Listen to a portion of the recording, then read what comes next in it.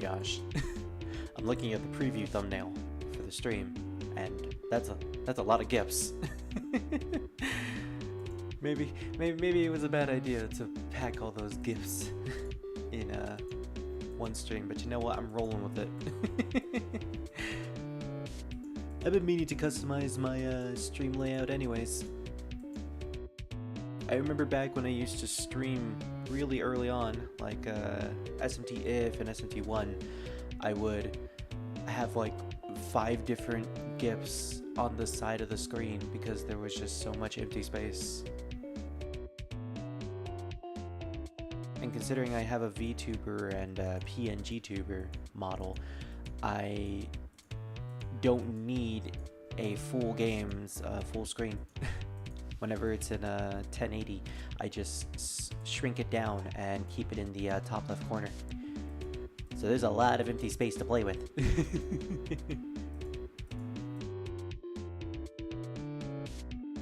Consequently, that leads to some funny GIF animations, like the one on the bottom left of my OC Spirit doing the PUBG victory dance. I made that as precaution in the event that I win a game or I play through a Touhou game and I get through a playthrough and like, oh yay, I did a 1cc, and I just have that GIF playing while the ending is going on, and just have Chopper blocking the ending as well. But you know what, I'm using it for this stream because 1, there's a lot of empty space on the left side, and 2, because I spent all day making it yesterday. I'm gonna use it. Alright, so I was originally supposed to stream yesterday, but like I said, I spent all my time making that animation MMD. I didn't make it, I just found a motion and I transferred it to the model. But today, we are going to be playing more Touhou. So as you can probably see, I did a little bit of grinding off screen because we have Miko in our party. I don't think we had her previously, but I managed to get back to level 15. I have decided that I am probably going to go with an all-physical build with Sumireko. I'm actually glad that we got those extra points in intelligence because it raises our magic defense, but we're probably not going to do anything with our base magic stat. I am at least just thinking, I'm assuming that we're not going to do anything with our magic stat. Something may change later on, you never know. Maybe I find a really good magic skill and then I go, alright, I'm gonna go all gung-ho and magic. Go unga-bunga magic. But for now, if I see a really good physical skill, that's what we're gonna rock with. So Sumireko is 75, or level 15. I don't know why it said 75.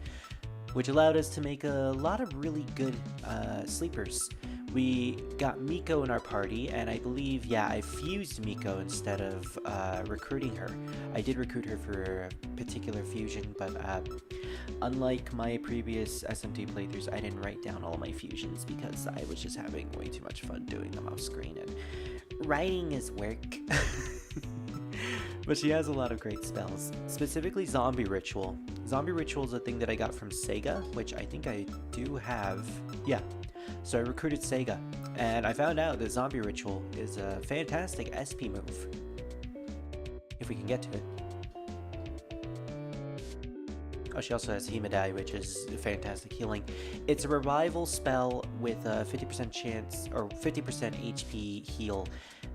So I basically just give a unit extra. It's basically the revival spell, but it uses SP instead of MP, which in my opinion is probably the best thing to get because MP, you use a lot of MP in this game, especially in boss battles, and there's the potential where one of your sleepers who has the revival spell that uses MP will end up running out of MP before they can have a chance to use it. So Zombie Ritual is just an extra contingency. We also got a bunch of items that could revive people. I think I sold a couple of them to get money, but that's besides the point. So we have Sega. We have a lot of sleepers. So let's redo their bios. Full name Sega Kaku.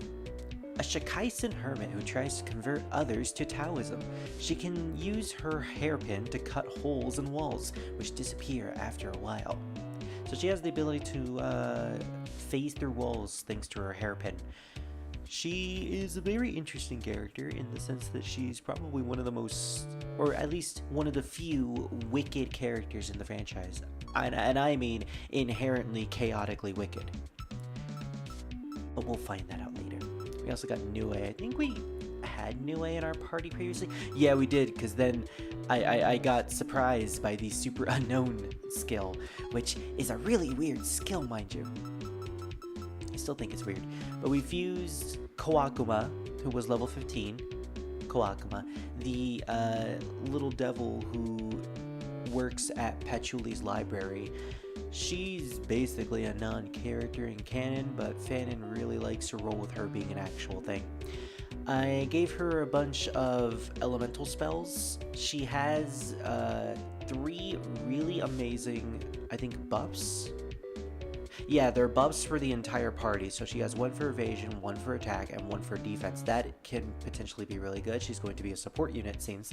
But I also managed to give her a bunch of offensive skills in the event that I need her to hit weaknesses. And also Red Sun over Paradise, because she is one of the few at this point that can either nullify or absorb fire. She nullifies fire. So Red Sun over Paradise is damage to the enemy and potentially healing our other party members. Probably going to have to give Sumireko the fire absorption later if I really want to make use of that ability. One of the many familiars scattered around the Scarlet Devil Mansion.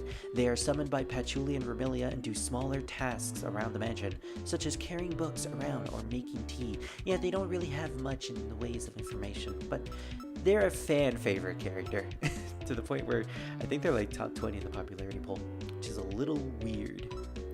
I also got Futo. I don't know if we checked her bio. Mononobe no Futo, a Shikaisen who practices Taoism. She serves Miko and is responsible for Tojiko's botched reincarnation. Yeah, she destroyed the pot that Tojiko was using for her Shikaisen reincarnation ritual, which caused her to become the ghost that she now is. Of course, Tojiko doesn't seem to mind it all that much because she apparently likes being a ghost. Oh, we also made Aoun. Aoun is also level 15. She also nullifies fire too, which potentially makes her a great party member partner alongside Koakuma. I gave her fire, Balapada, Mimic to make... You know, Mimic is a really good spell because even if I don't have a specific element but another party member does, I can just use Mimic to then use that particular skill that we want to use from the other party members, and that just allows us to hit more weaknesses. So Mimic is probably going to be a safe bet spell that I will just transfer throughout the rest of the game. We used Miko to make her too, so I ended up getting Critical Slash and Zombie Ritual, and finally Cult of Personality. Right, that's the Miko spell that increases her stats by 1 point with every low-level enemy on the screen. She is high agility and balanced strength and magic, so she's pretty decent. And as we know, Aoun Komaino, or Komano, she's a Komainu statue turned into a yokai by Okina. Okina Madara, she is a character we'll meet later on in the franchise. As a Komainu, she guards the Hakure Shrine. She is Reimu's Dogo. She is just Dogo who is good and protects the shrine and beats up dragons. She beats up horny dragons. Oh, I love that. I love that plot twist in Touhou 19. It's so great. I think we already had Byakuren and Miko. Yeah.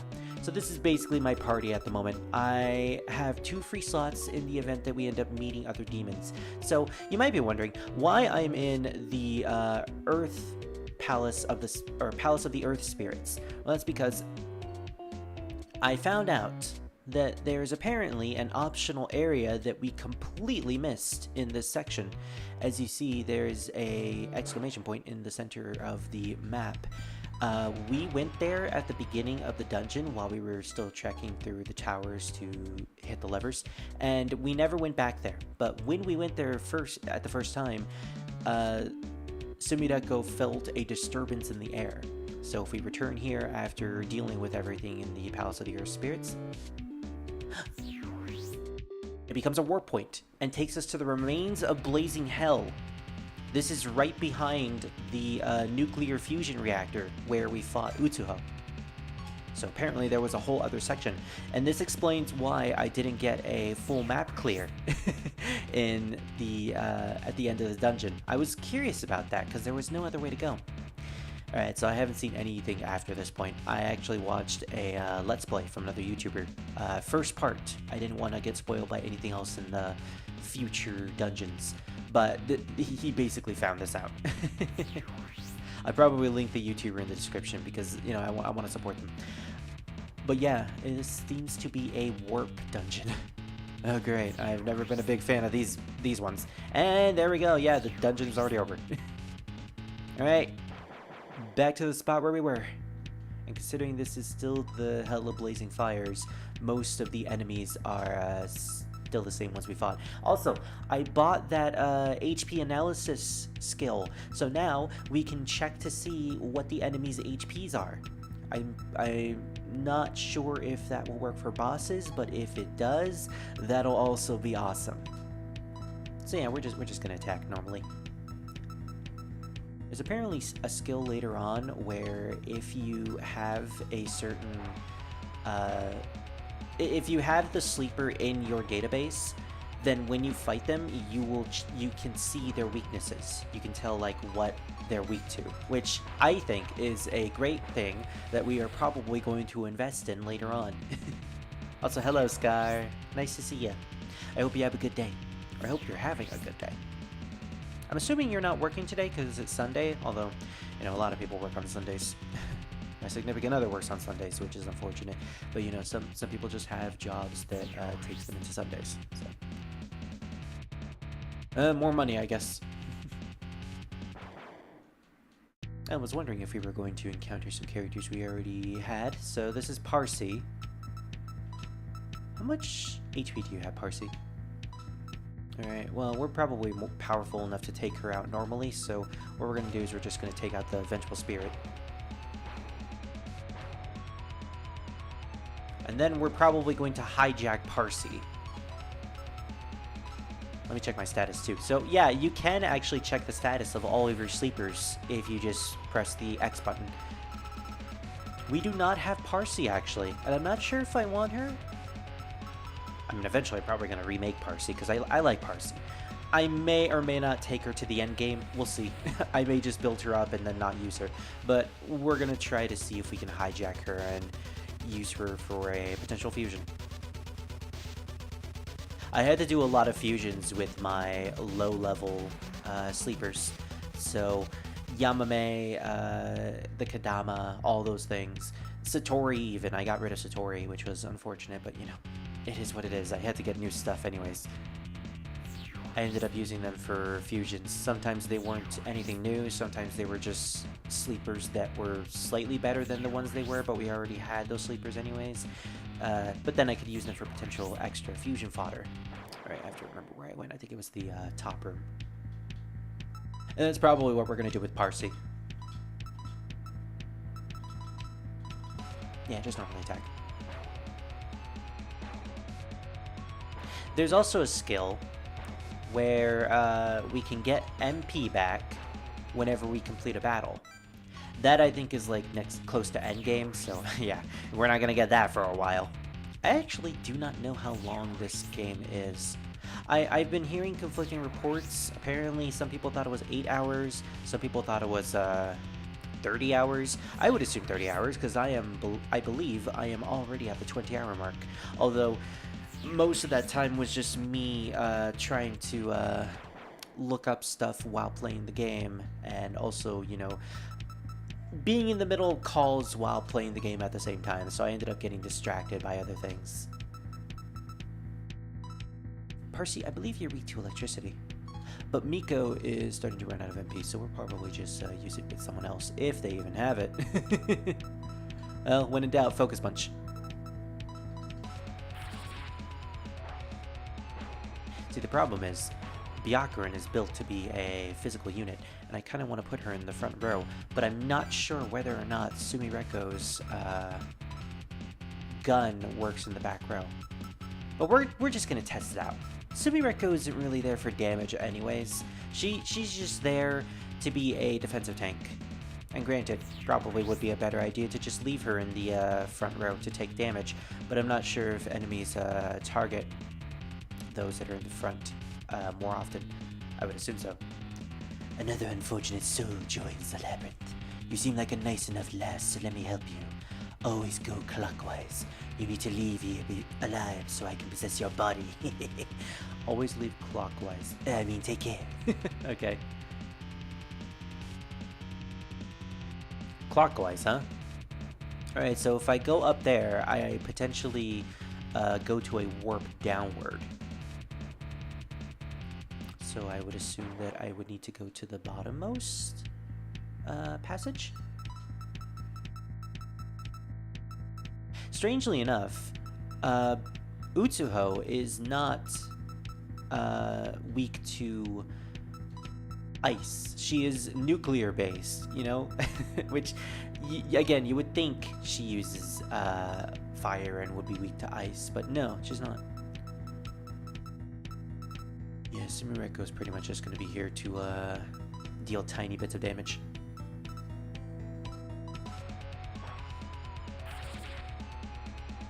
I don't know why I used gun on Parsi. Alright, so if we go here, we'll potentially go to the top. Yeah, okay.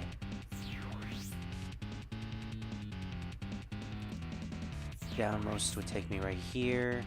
Maybe it only works when we're at that particular location.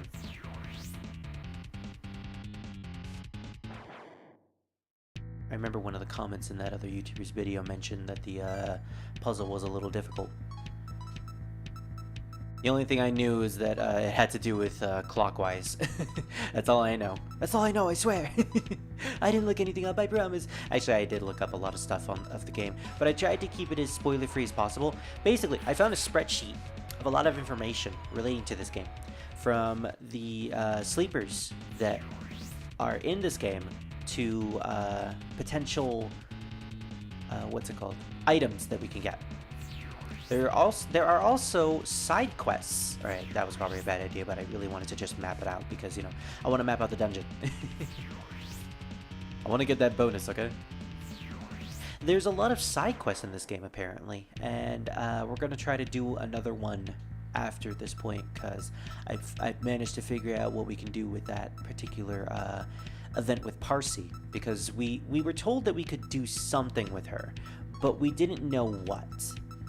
But now I do. Now I know, and knowing is half the battle. Sumireko. We have no healing spell with Tojiko, sadly. Now let's try to use an ice spell on that thing. It's damage. It's extra damage. In hindsight, I probably should have just hijacked Parsi. Well, at least we got a life gem. I can't remember if the game mentioned if the luck stat increases the item drop rate in this game. I would assume not. But yeah, alright, yeah.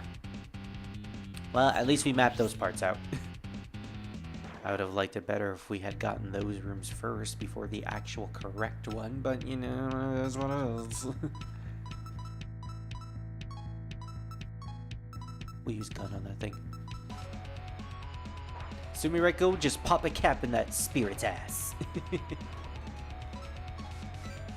Meanwhile, sweat drops bead from my face. Alright, Parsi. I've started to get used to the controller movement with the shmup sections. It's actually not that bad. I kind of felt like I would eventually get used to it, but I really wanted to just use keyboard at the beginning. Although that was during the time when I thought the game would... That was around the time when... Sorry, I just had a brain fart there for a second. We're getting a remedy. That was around the time when I thought the bullet patterns were as hard as they inherently are when the enemies are at full health. And then I found out that, oh, they actually get easier if you lower their health, which is why Love Tap is an actual skill. Because of that, Love Tap is probably the best skill to have on, at the very least, Sumireko. Especially if she's going with the physical build. Oh, I almost forgot. Yeah, we don't have Sumireko as the first character we're using. Alright, we'll just use a critical slash because that that hits everyone.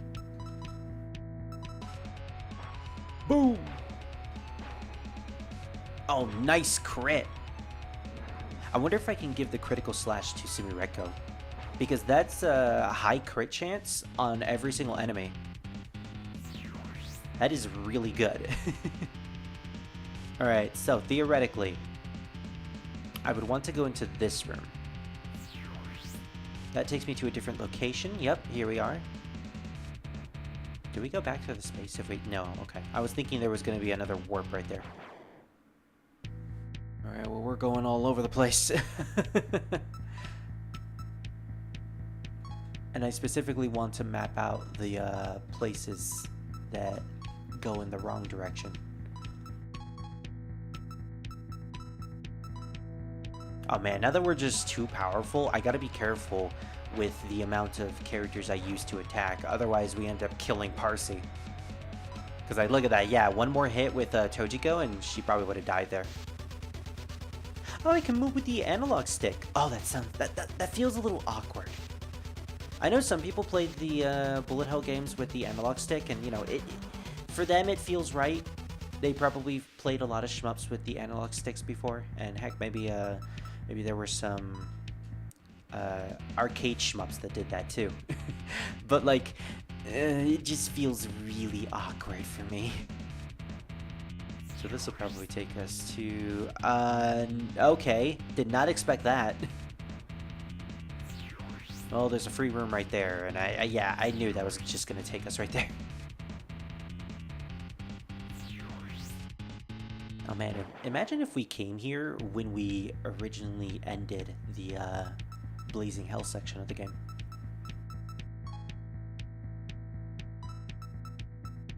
Healing spell to all allies. We have a lot of SP. We might as well use it. At this point, I have too much SP to really bother. Maybe we can get Chiari at low health. Oh wow, that completely missed. Hey, that's a decent heal. And I believe we only have one human in our party. The others are just Shikaisen. I mean, I would assume they count as Shikaisen. What is Miko's? Miko is a witch. Alright. Miko's of the witch race, and Tojiko is of the undead race. So Byakurin is a witch, so the only one that counted was Sumireko. A healing spell that increases its potency depending on how many humans and yokai are on the team. And only one was there, and it managed to increase our healing potency to a decent amount. So imagine if we had more characters there that counted as such. Alright, Chiari. You probably have the hardest pattern out of any of these characters in the Underworld. Probably close to Oku. Oku is like the only one that probably has one that's as difficult as yours. I pretty much just stood there because I thought those bullets worked like bubble bullets. I'm so used to the bubble bullets in the main games. Alright, we got a magic fabric. I ended up selling some of those to get more money to buy the discounted stuff. Hey, Jack! Welcome. I have to remember where the warp points were. Alright, got it correctly. There are so many warp points in this place. I have to go through every single wrong one just to get to the right one. Oh, this is going to be a long dungeon. And apparently, Byakurin's blind did not change. It did not heal. Remove buffs. Don't we have a skill that heals that? Or did I get rid of it? I think I might have gotten rid of it. Yeah, and I don't think anyone else has them. Well, either way. Probably just gonna have to tackle. Ajita, Animus, nope. Putti Atma. I really don't have the spell, the spell that heals. Yeah, I saw that coming because she had blind. I don't have a spell that heals status effects. Maybe I have it on Aoun, and I just, you know, I haven't been using Aoun to really know. Well, speaking of this being a long dungeon, We're already at 30% battery. It's gonna take a while. How goes the grinding? It's actually going quite well. I grinded a lot. We didn't go through this door, did we? No, we didn't. Well, at least yeah, this is gonna take a while. Maybe I should have just done all this off screen, but I didn't know how bad this extra section of the dungeon was gonna be. I dread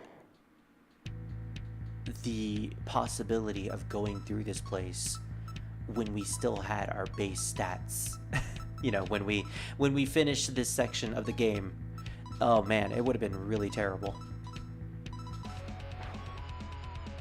Thankfully though, we're at a point where we don't really have to worry about most of the enemies that we're encountering because they do so little damage, and we have so many great sleepers with tons of with high MP pools that we can just survive.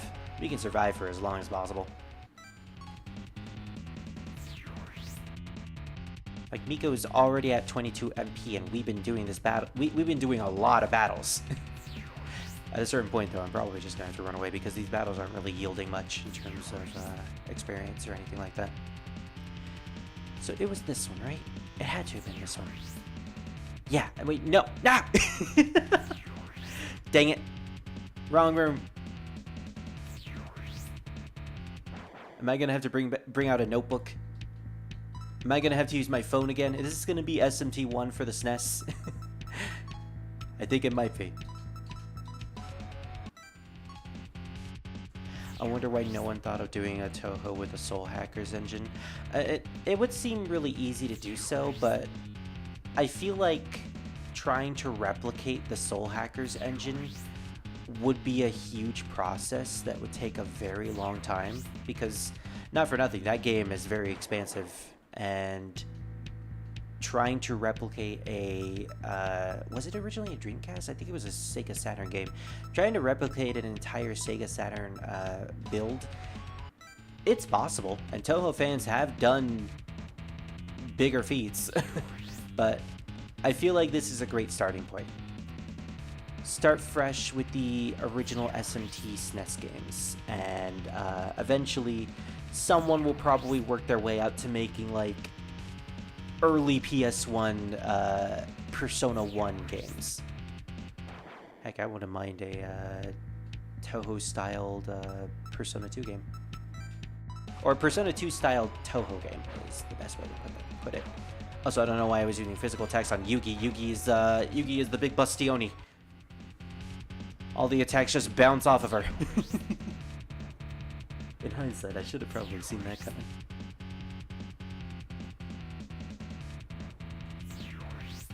It's a good thing I stocked up on all those batteries that I got from hijacking. We're probably going to have to use some now. I have yet to see what happens when you get to 0 battery, and I am not about to find out. I am going to use it as soon as we get to a very low percentage. So it was this one, right? It was this room, top. Yeah, you gotta go towards the beginning warp points. So these ones are probably wrong, since that warp point at the bottom right was the correct one. Which means, yep. Why is it that I ended up choosing the correct one 2 times? We have 4 handheld batteries. And they heal for about 30%. It's not as much as you would think, sadly. I guess that's why they're really easy to find. The problem is, I didn't manage to transfer spiritual healing to one of my main sleepers. So most of my sleepers have a lot of healing moves, HP healing moves, but they don't have any MP healing moves, so we're gonna be fucked for a while. Actually, do I have a sleeper with spiritual healing? Yoshika doesn't. Yugi doesn't. Who did I use? Who did I fuse with to get? Or no, what did I use Satori for? Satori, okay. I made Utsuho with Satori, and I gave her spiritual healing for some reason. Gosh, that's super unknown skill. Koish. Removes buffs from the user for each buff. Oh, that's a good one. I forgot how good Peace of Mind is. Yeah, so apparently Utsuho is the only one with spiritual healing. I'm probably gonna have to do a fusion chain to figure out what I can, how I can transfer that to later sleepers. The game has a built-in database, and in that database, it's basically the compendium of this game. In that database, it tells you how to fuse every single sleeper by using the sleepers that you have in your database. So if I manage to collect every single sleeper in the entire game, I can just get a free way to see how to fuse every single sleeper. It's only a matter of time until someone takes that information and makes a fusion chart out of it, which I'm hoping that, you know, it's not as it's as easy as I am describing. You know, basically, you get this sleeper, and then you get that sleeper, and then you fuse them together, and that's it. I'm hoping there is no special type of fusions, you know, fusion accidents or fusion elements. By and large, there doesn't seem to be any fusion elements. I originally thought that was the Kadama until I tried to fuse the Kadama to something, and it didn't yield anything. And there doesn't seem to be any Mitama. Well, actually, Mitamas are a thing. It's just you can't catch them. The Mitamas are the Yukuris, and the Yukuris are great for stat grinding. All right, time to test the doors. Of course it is. Times like this, I wish I knew how to do coding. Oh, same here. Like, at the very least, we have programs and games like RPG Maker that allow people who don't know about coding to, at the very least, make the bare minimum of video games.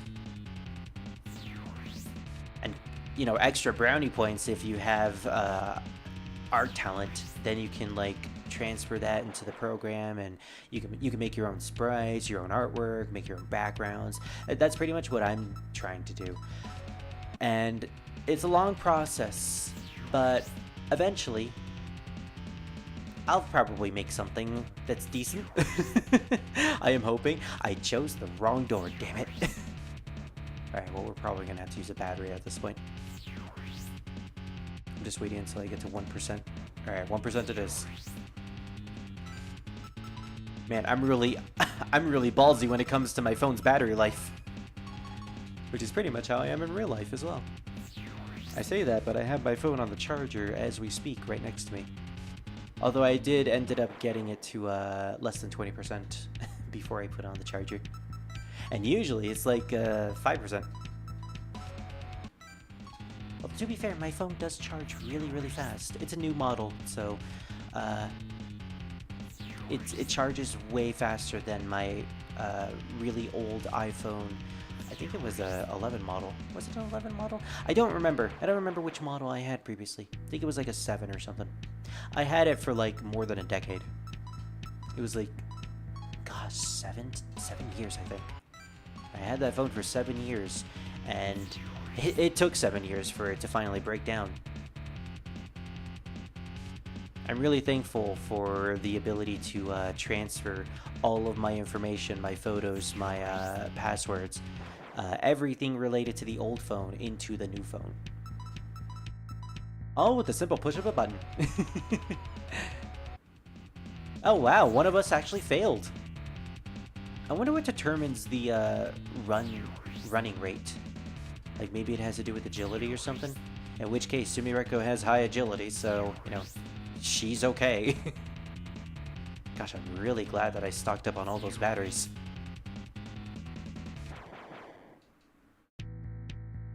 Okay, I believe Chiari is the one that gives us the fabric. So let's try to get her item, at the very least. We're gonna hijack her. We'll just normally attack with you, Tojiko. I don't want to be too ballsy, you know? Agni. It's a good thing we resist that.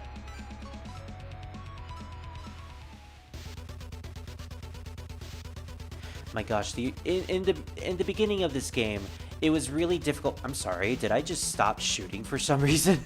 I was still holding down the A button.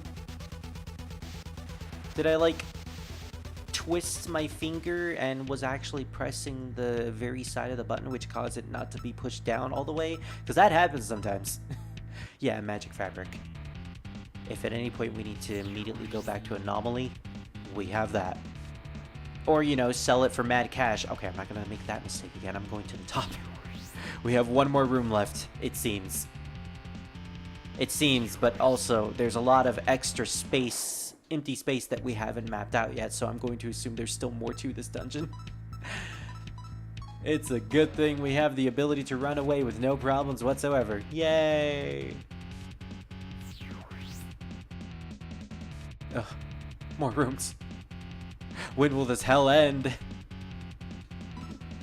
You know, when hell freezes over. I did not mean to go forward and then backward. You go forward and back, and then you go forward and back, and then go forward and back, and put one foot forward. It looks like Chiari is trying to do that too. She's doing the forward and back dance. One thing I won't go forward and back on is my opinions on this game. I'm really loving this game so far. It's fantastic. I never thought that I needed a Touhou SMT clone, but as it turns out, it's like the best thing to come out of this year. Well, Touhou 19 was decent. Touhou 19 was a fun experience. Oh, I actually leveled up. I did not expect that. All right, so we're actually going to put 1 point into strength and 1 point into speed. No, I'm not playing Dokkan Kingdom right now.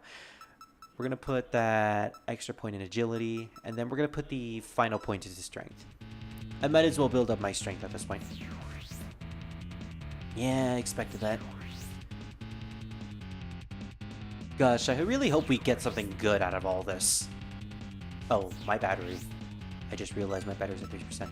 How many items do I have? I have 2 more handheld batteries. I think we can make it. There's a lot of room left to map out, but as long as I don't take any unnecessary steps, I think we're good. Oh, speaking of which, Miko's MP is all but drained at this point. That's unfortunate. Hey, time to switch her out with Ledogo. Where are you, Aoun?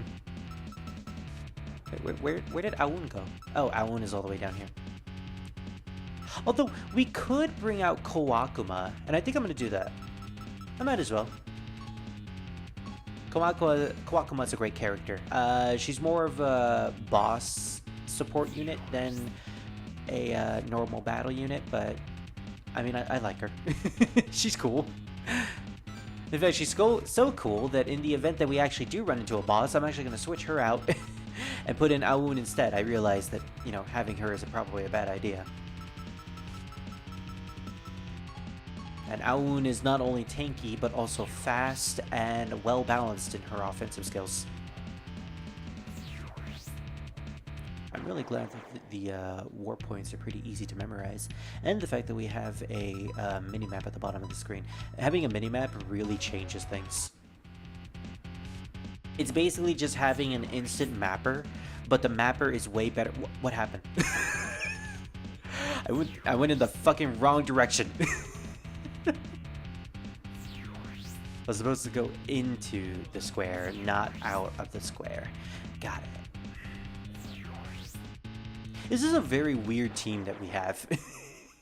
we technically have 3 representatives for the 3 different religions that are housing inside of Gensokyo.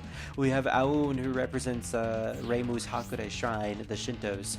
We have Byakuren, who's the head of the Myoran Temple of the Buddhism. Of the Buddhism. Okay, the Buddhism is now apparently an organization. I mean, I'm not going down that rabbit hole. And then we have Tojiko, who is the wife, the pseudo-wife, sort of, not really in historical accuracy, maybe. The wife of Toyosa Tomimi no Miko, who is the head of the Taoist group. in Gensokyo. So yeah, we have the 3 religious groups and a random high school girl who is just controlling them. It really is like Shin Megami Tensei when you really break it down. Okay, so these guys are going down. We're probably just gonna have to just shoot them, Fox. This is the reason why we gave Aoun Mimic, so that we can just potentially copy someone else's skill. I don't exactly remember what Chiari's weakness is, so we're just gonna try to use ice and see if that does anything. No, it didn't do any. It didn't do a weakness, but it did kill her, so I'm fine with that. All right, this time we go into the square, not out of the square. All right, let's continue. 2 more rooms in this hallway. I knew that was gonna take me back. I saw that coming. You don't have to say anything. Don't judge me, Druid. Don't judge me. E. More like an F, with the amount of war points there are in this place. Kinda wish I... Oh, never mind, I have critical slash. I was gonna say, I miss Miko. Wait, no I don't. Tojiko, do you have a elemental attack that can hit everyone? No, because I think I got rid of it to give you force. Yeah, I used the skill transfer with some of my sleepers. I gave Tojiko the ability to use force so that we can use her during the Miko battle. And I think I gave Byakuran something as well. I think I gave her Yomi, or did she already have Yomi? I don't remember exactly. Oh boy, we can hijack the ferry! What do you mean you can't hijack the ferry?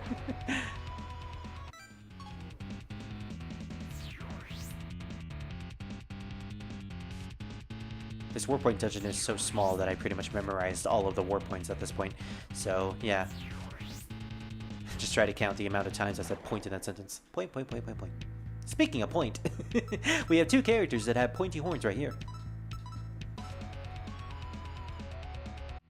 I'm surprised people didn't theorize on whether or not Chiari was one of the 4 devas of the mountain when she first appeared. And I'm specifically speaking about the English community. You know, back when we didn't have a translation of the game and the only thing we had to go by was character appearances. Where everyone actually thought Sun Beaten was just straight up Sun Wukong. That was a weird time. I mean, I thought the same thing too. How would you not know about that, honestly? Unless you knew Japanese. Okay, final handheld battery. Let's see if we can get through this. Yeah, saw that coming.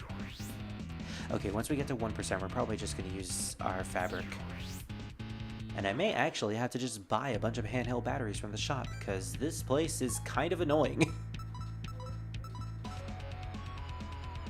You know what would have been nice? To replenish your battery by slaughtering sleepers. Yeah, it sounds a little inhumane, but they started it. You know, they deserve it. And not making that mistake again, not going to the front and ending up hitting the warp spot. That'll take me all the way back to the beginning. Now these guys I can actually deal with, but I don't want to. But I'm lazy.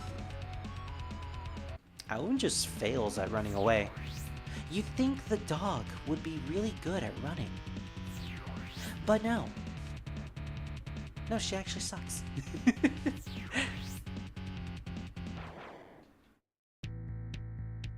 You know what? I have enough of points. I'm gonna try to hijack one of them. I don't think I've seen Yugi's ability for a while. What is it again? Oh, right, her non-spell, the bouncy stuff. Oh, wow, if she's at full health, then they do bounce off of the bottom of the screen. Okay. That's a decent challenge, Yugi. Nice. We got another magic fabric. It's like the game is trying to tell me something. Why did I do that? Why did I go in there? I knew that was the wrong one, but I just wasn't paying attention. I was too busy about thinking about Yugi's really easy spell. She caught me off guard. No wonder it was easy. You guys I don't really care about. You're free experience, but like, I'd rather not. I'd rather not take more HP damage. Okay, this time we're going through the right door. Right, okay. Now I'm not that right.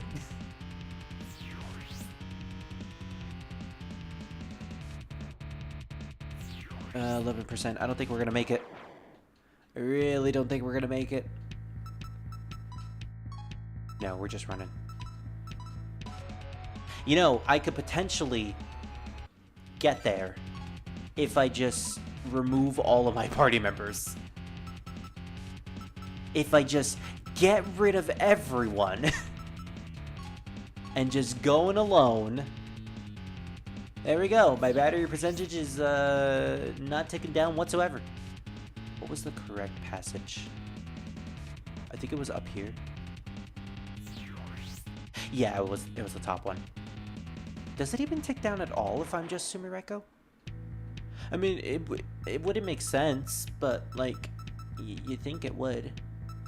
Okay, I'm kind of scared because I only have one person fighting, and if I end up missing my run, they could potentially kill me. Okay, there we go. In fact, I'm probably going to use an item to heal my HP, because that was a little scary. I had less than half HP. Oh yeah, it's not ticking down whatsoever. Wow, okay. I guess I found the best way to go through this dungeon. If only I realized that like 5 batteries ago. I'm going to assume this is the wrong one. Oh wow, I chose the right one. Go figure. Like, that always happens. Oh, it does tick down. It's just really, really slow at this point. What do you mean? I chose the right one again! In a row! Okay, fine.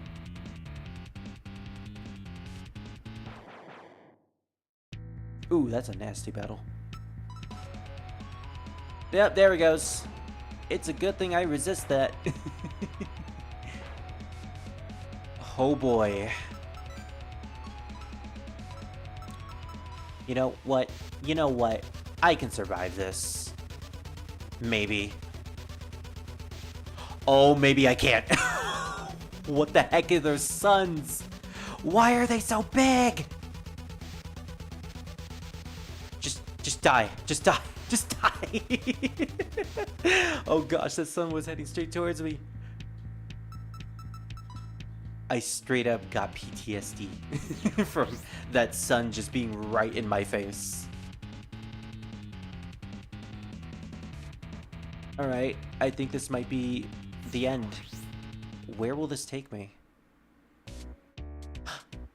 Oh, another secret passage. Right, because we never did 100% the towers. Okay. Well, I'm kind of scared. I'm a little scared about where this is going to lead. Will this lead into like a boss battle or something? I kind of need to be prepared if that's the case. Alright, well, we'll have Byakuran in the front row. And Tojiko is our main support. If this is a boss fight, then we'll probably need Kawakuma as well. Tojiko can be in the front. Kawakuma can be in the back as the support unit. Byakuran has low health, but that's fine.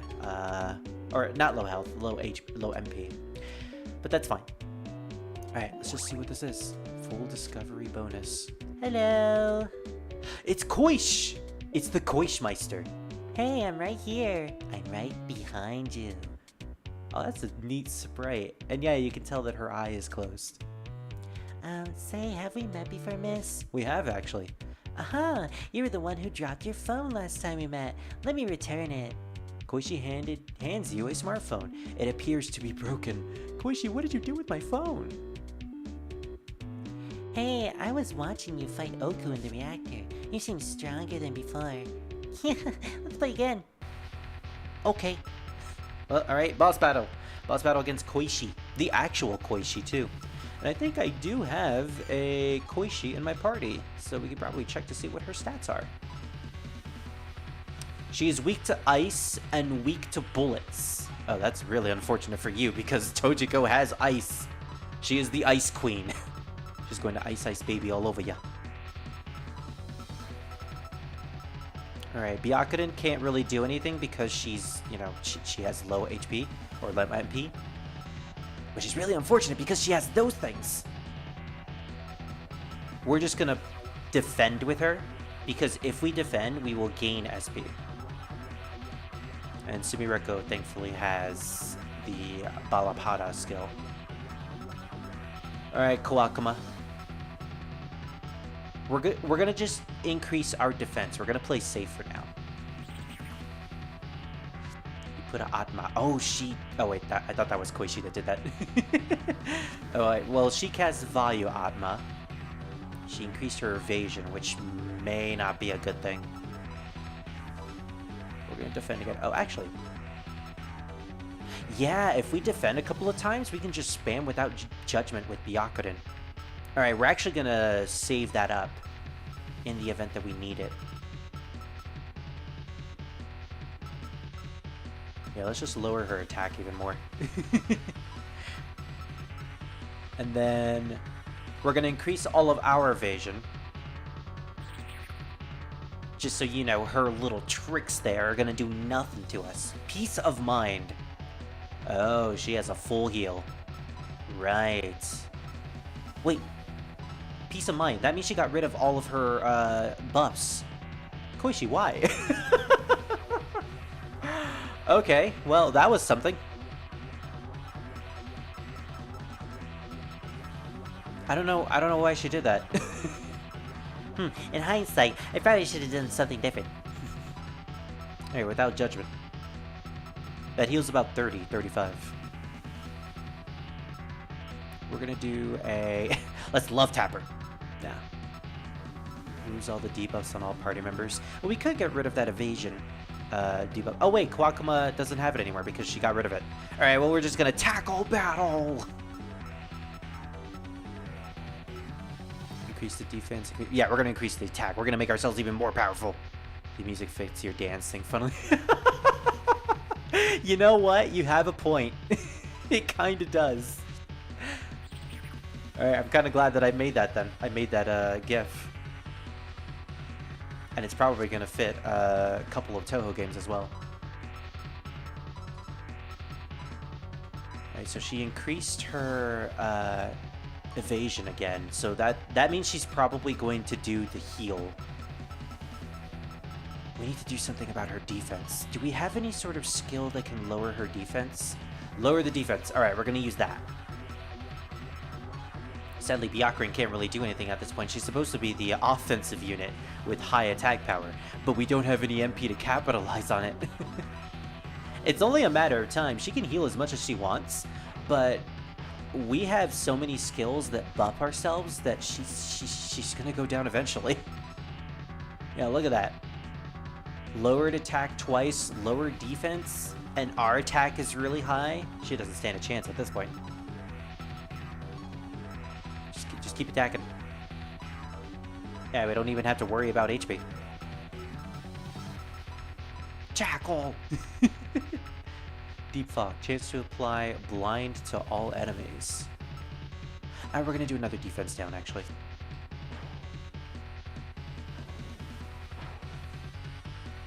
Peace of mind. Yep, okay. So she's just gonna constantly spam the heal, but as long as we buff ourselves, we can essentially go on the offense. Probably about right now. No, you know what? I'm gonna do one more round of buffs and debuffs. Let's defend with her another time. Sumideko, we're probably going to lower the evasion. I mean, we could. No, actually, we're just gonna do a lower attack. Oh man, Kawakuma's stats are all done. Yeah, her MP is really low. Well, that's unfortunate. Okay, here's what we're gonna do. We're just gonna defend with her.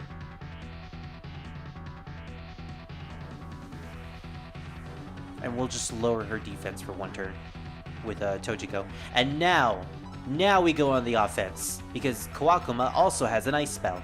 I would have liked it if I was able to use Mimic with Byakuren. That means we could have used 3 spells, 3 ice spells at the same time, but that's fine.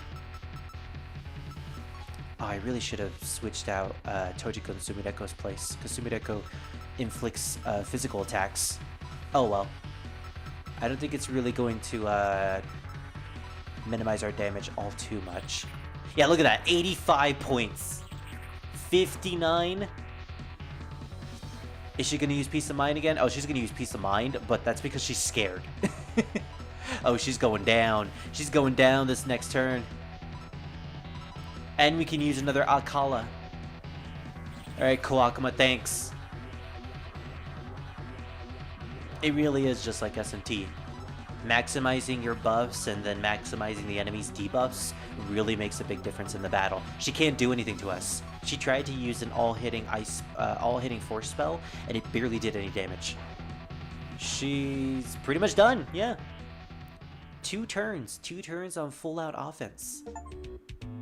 Hey, head creep, obtained the Mask of Hope. We got the Mask of Hope? I mean, she would have it. And you win this time. Hey miss, you can have this. You got the Mask of Hope. It lost its power one day suddenly, but maybe you'll get some use out of it. Well, if we ever meet Hata no Kokoro, we could probably give it back to her. Take care, miss. There's a bit of history behind the Mask of Hope, but I don't think it's ever been established in canon what happened to it after Koichi found it. But at any point, let's use a magic fabric. We have 5 of them, and we can get more just by encountering Chiari. Let's go recharge our phone finally. Oh no, it's 14 hours, not 20 hours. Okay, I had assumed that we had hit the 20-hour mark, but no, apparently we didn't. We're also gonna have to heal. We actually got a lot of money from that little trek that we did. I'm specifically healing the characters that I actually use. So Tojiko, Kawakuma, Aoun. I would use Sega Nue, but Nueness scares me. And Sega, she doesn't have very good skills, so sadly we can't use the Necromancer right now, but I can eventually use her later. I do plan on bringing Sega into a potential party of mine. Futo is also another one. Also, Futo's HP, nice. Of course, Mononobe would have the very nice HP. So we could trek back to the blow of hazing hellfire, the hell of blazing hellfire. But I think I'll do that off screen. I'll map out the rest of that area off screen, and yeah, we'll just get the extra points that way. For now, let's head back to the bridge where we encountered Parsi, because I think we can give her an item that we have. You again? Across already. Must be some way to distract her from the bridge. So I think it has to do with a magic fabric of sorts? It's either magic fabric... Oh look, the Mask of Hope. Magic defense plus 12. Oh, never mind. The Mask of Hope is an equipment. Can I put it on my... Yeah, look at that. It also puts 2 points into my agility and 2 points into luck. Why wouldn't I get that? Yeah, that's really, really good. Okay, I'm actually glad that we went through that little side quest. So, I could have sworn that we could do something with Parsi there if we had the magic fabric. Or is it the battery? Well, let's explore a little bit. You're here too, full-ass? What am I doing here? Shopping, duh. It got smaller when Hill relocated. So you don't have anything to just say, Orin. You're just here with your sperm ghosts. What about you, Yuki? Please take care of that bridge girl. Even though we're deep underground, it snows sometimes. It sucks. We hate it here. It's bullshit. You're ignorant. It's bullshit.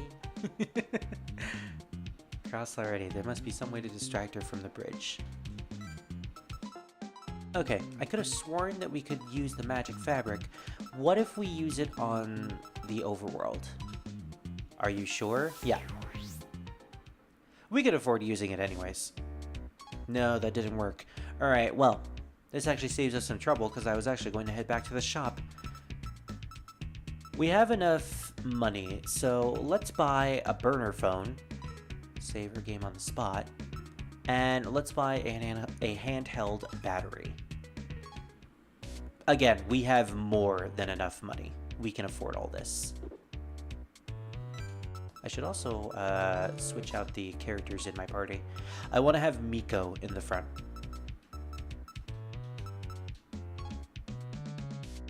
There we go.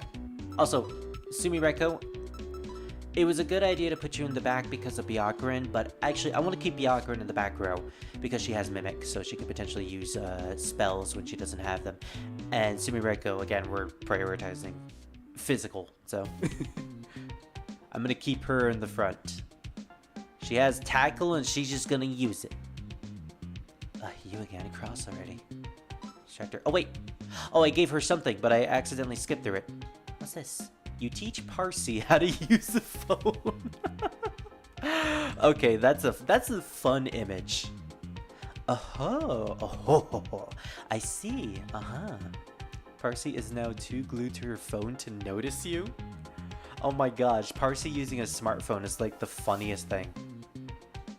What happens when we go back to her? Yeah, she's just busy on her phone, probably looking up cat videos or, you know, videos of people getting injured or hurt and then potentially feeling jealous about them. Unhealthy addiction. Find a way to pacify Parsi in the underworld. You took care of the girl? Great. Here, have some of our finest hell meat. Don't mind if I do. Is it Oni-related meat? You ate the hell steak. It was so hard that your jaw hurt. So we ate behemoth steak. Good to know. Sumireko's strength has increased by 3. Speaking of the physical build. Still don't want to join us? Outside world must be so boring. There's no such thing as being too young to drink. I mean, I give you that, yeah. It's fine if you, you know what, I'm not going down that rabbit hole. I have friends who have drank at younger ages, and it's like, as long as you drink responsibly, then, like, that's fine, I guess. I don't judge. As long as you don't rope me into it. As someone who doesn't drink, doesn't like to drink, and really has no interest in drinking, I respect whatever you want to do, just don't force me to do it. That's basically my mentality. Okay, so after we finish that side quest, I do have the spreadsheet ready to me, so I could potentially look at other side quests. If I remember correctly, this part with Byakuren is in fact a side quest. You know, trying to get into the Shikaisen, or not Shikaisen, Senkai. I keep forgetting the name of the area that Miko is in, but yeah, it's supposed to be Senkai. This is all optional. We're supposed to head to the Scarlet Devil Mansion at this point. But considering I got a level up, let's see what I can fuse. What the heck is a student hat? Do they encourage student hat usage in Japan? Well, I always assumed that student hats were those types of capped hats that banchos wear. So I could imagine Sumireko wearing a bancho hat, but then she would just replace it with her normal... Is she wearing a fedora, or is it a trilby? I assume it's a trilby. Although, you know, she does seem like the type of teenager to wear a fedora, unironically. I'd probably be called out for it. Level 16, which means we can fuse Mei Ling. And that seems to be the only character we can fuse. Alright, what can I use to fuse Mei Ling? Use to fuse. We're gonna need Nue and Miko. I have both of them, but unfortunately, I really like Miko, and we're going to use her in the next battle. Okay. Let's save Miko. Let's go and save Miko, everyone! And then Sumireko, Tojiko, and Futo go on a grand adventure, and also Saki along the way. So Nue and Futo, or Nue and Miko, creates Mei Ling. What does Mei Ling do, per se?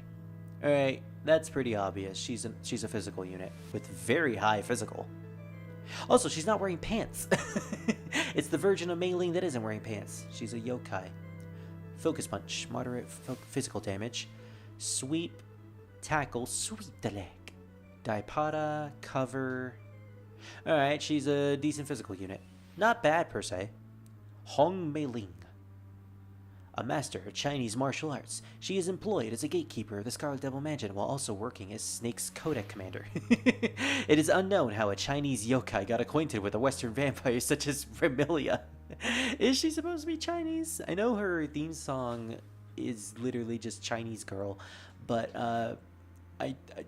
there's not much known about Mei Ling anyways, so I guess you can roll with it however you want.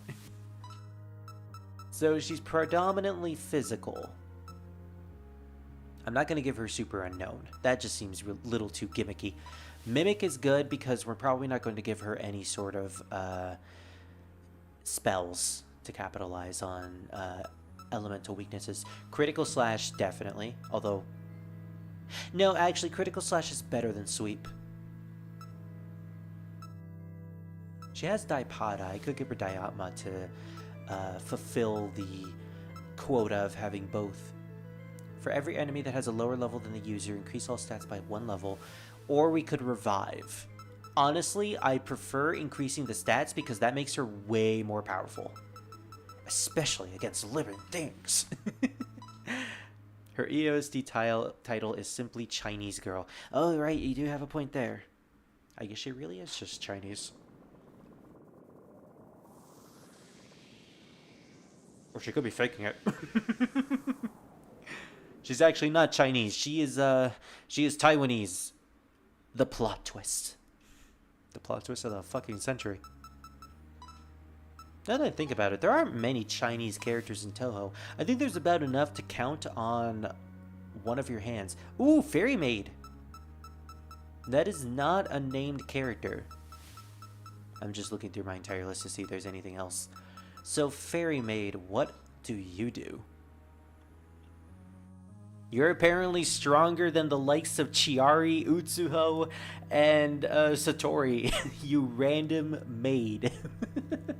Fairy Maid, mind you. She has 2 weaknesses, but she nullifies mind.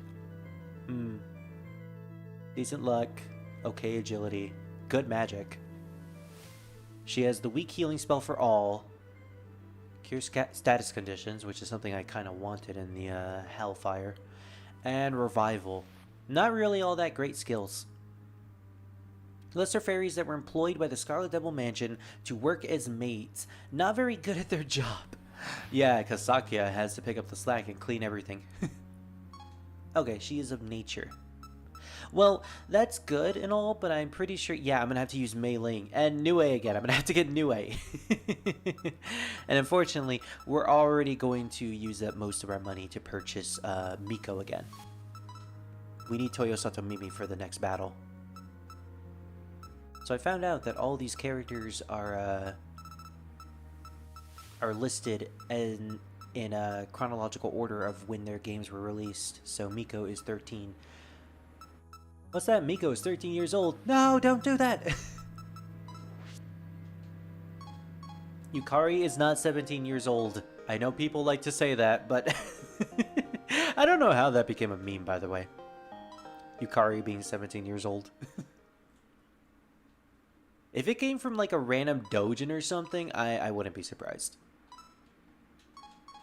Honestly, with the stuff that comes from those things, yeah. I remember there was one doujin that I read, and I need to make this distinction, that when I say doujin in the context of Touhou, I mean just fan comics. They're essentially just fan comics at that point. Doujin is the term used for just indie slash fan-made content through comics, through written works. That's basically what they are. And when I say Touhou doujins, I mean someone made a Touhou comic, it's fan-made, it's not official, and that doesn't necessarily mean that there's not safe for work in it. Just need to make that distinction because people sometimes associate doujin, the word doujin, with, oh, it's just about sex. Or it's just porn. But anyways, I read this one doujin back in the day where it was, I think like the main premise was that Suika was the main character, and it followed the events of Suika as her trying to fit in with Reimu at the shrine. She basically became like a yokai shrine maiden. She even donned the shrine maiden outfit and just worked alongside Reimu. But at some point, Yukari became a prominent character, and then she just, every time she showed up, she was just a young child, and I never got why that was a thing. Like, why in this doujin Yukari is just now randomly little lolly for pretty much the entire run of it. I don't know. It was kind of weird. But yeah, there's a lot of Touhou doujins that I remember reading back in the day, and they were all pretty good. There's one that I kind of... Actually, there's two. There's two particular doujins that I just did not like, mostly because of the premise behind them. And it was mostly just because they were very grimdark and unnecessarily grimdark. There's a difference between just being grimdark and being very unnecessarily grimdark. Koichi Komeji's Heartthrobbing Adventure is definitely an example for that. Where it's grimdark for the sake of being grimdark, and depending on your cup of tea, you may or may not like it. These two particular doujins, one of them was grimdark for the sake of being grimdark. The other one had a very interesting story that was dark in nature, but was very interesting to at least experience. Basically, the premise was, oh wow, just throws us right into the battle again. I mean, we already got through the dialogue, so I guess that's fine. But basically, that doujin was just, what if Reimu and Marissa were actually androids, and every time they start losing their battery power, they die, but then get rebooted in another body. And it was actually kind of interesting of a premise, but it's also like, I don't want Reimu and Marissa to die. So I don't think Cult of Personality is going to work, considering Miko is most likely... Actually, we have a lot of SP. Let's use the Analyze command. Enemy shield analyze.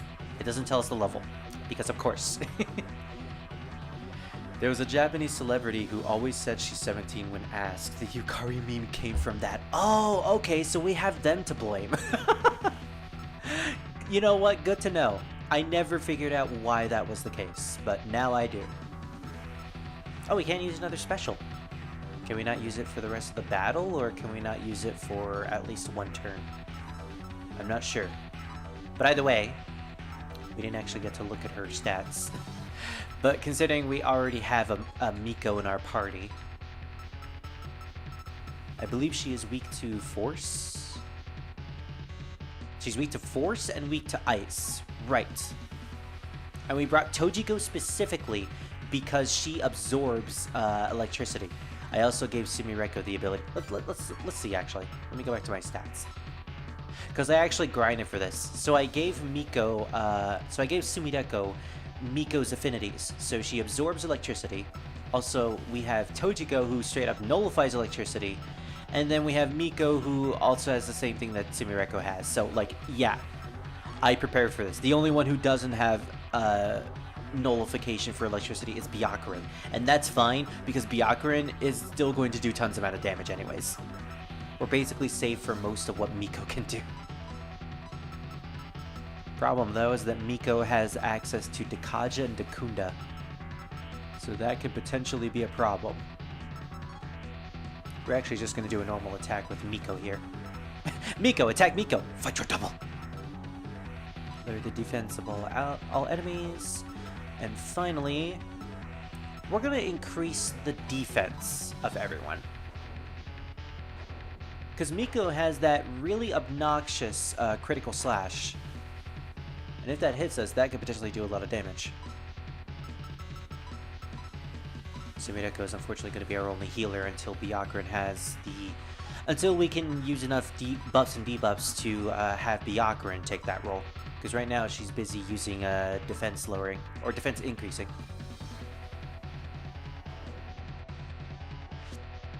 And we're all faster than her anyways. Look at that, the only one taking damage is Byakuren. And Sumireko is absorbing it, so she's just taking a free heal from it. We're gonna lower her evasion slightly. Also, can we use a special again? We can! Increase evasion by 1 level for everyone in the active party. Might as well. And it doesn't use up a turn, too. It's just a free evasion increase. One more. One more and we'll be fine. Okay. I specifically gave Miko the Force spell, just so she can do damage to herself, and Tojiko as well. Tojiko also has that spell. So if this works exactly like normal Shin Megami Tensei, then if I use a debuff and I lower the enemy's debuff to the maximum amount, they will then follow up with the Dekunda spell and just remove all of their debuffs. That was a trick that you could use in SMT Nocturne, where you shouldn't lower the enemy's debuffs to the maximum amount, but you want to lower them at least enough to the point where it's at least manageable. So with that said, we're going to start increasing our attack power, and next turn we will be going on the offense. Unfortunately, she did evade that. Check your Discord when you get the chance. Will do. I'll do it after this boss fight. Okay. 2 attack, 2 defense. Alright, I think we're fine. Oh, she actually got rid of all of our buffs. Yeah, she used the Dekaja spell. Well, that's unfortunate, but I guess that just means that we're going to be going. Okay, let me slow down there for a second. That just means we are going to go on the offense now. So, Byakurin, let us mimic Miko, which is probably something she would never do in canon, and just use the Force spell. Use the Force. Use the Force. Daiparata.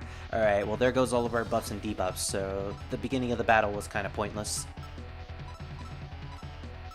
Really, we just want to spam our skills, so let's just do that. Also, my friends are going online on Steam a lot. Cult of Personality, you're using that again? I wonder if you could just spam that. If you can, then that makes the move even better than I originally thought it was. Unfortunately, Mimic costs a lot of MP to use, so we're just going to use a Focus Punch instead, considering Byakurin's strength is really high. And there she goes! Wow! Even without buffs and debuffs near the end of the battle, we still managed to take her out. Okay, what'd you send me, Drew?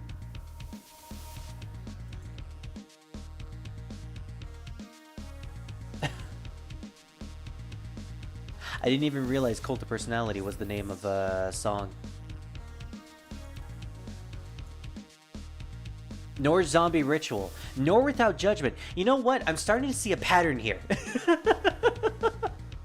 Huh. Okay, so all of the spell cards for the enemies, or for our sleepers, are just named after songs. Alright, I wouldn't have picked that up. I see what the developer was doing now. So Red Sun Over Paradise actually is a reference to the Metal Gear Rising song. Nice.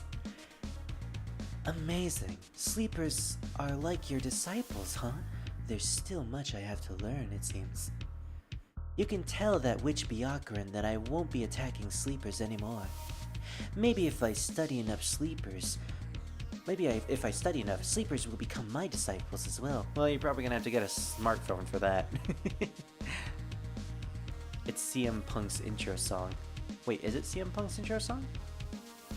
Oh, nice. I'll have to look them up later. Alright.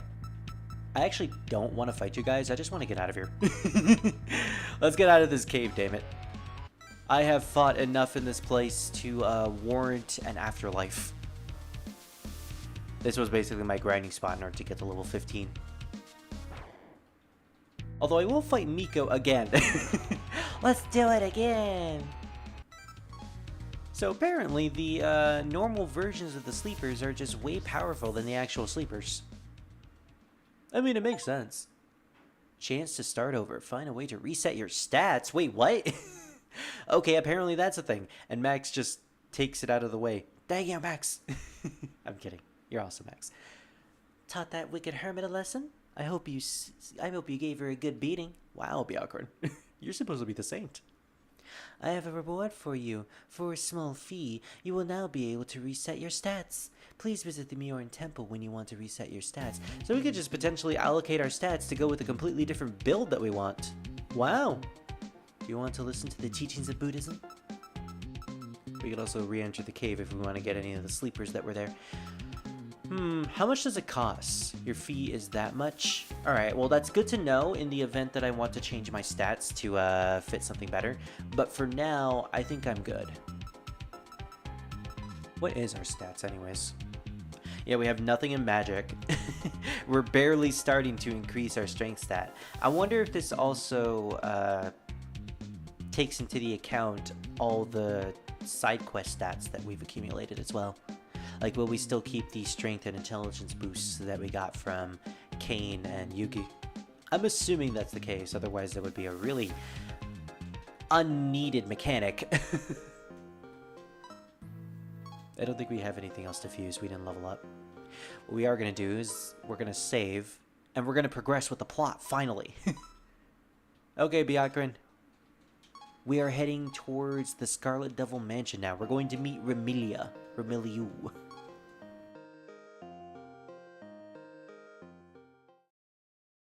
Oh. I didn't eat breakfast this morning, so I'm also eating bread while we're streaming. Don't judge me. Ooh, it's the cable car! I immediately recognize it. Yeah, that's the oh. So this must be the Misty Lake, which is surrounded in mist. So this over here is, I believe, the cable car, which leads to Yokai Mountain and the Moria Shrine at the top. There's a sign here. The Moria Ropeway is currently out of order due to the ongoing incident. Yeah, Gensokyo, the technological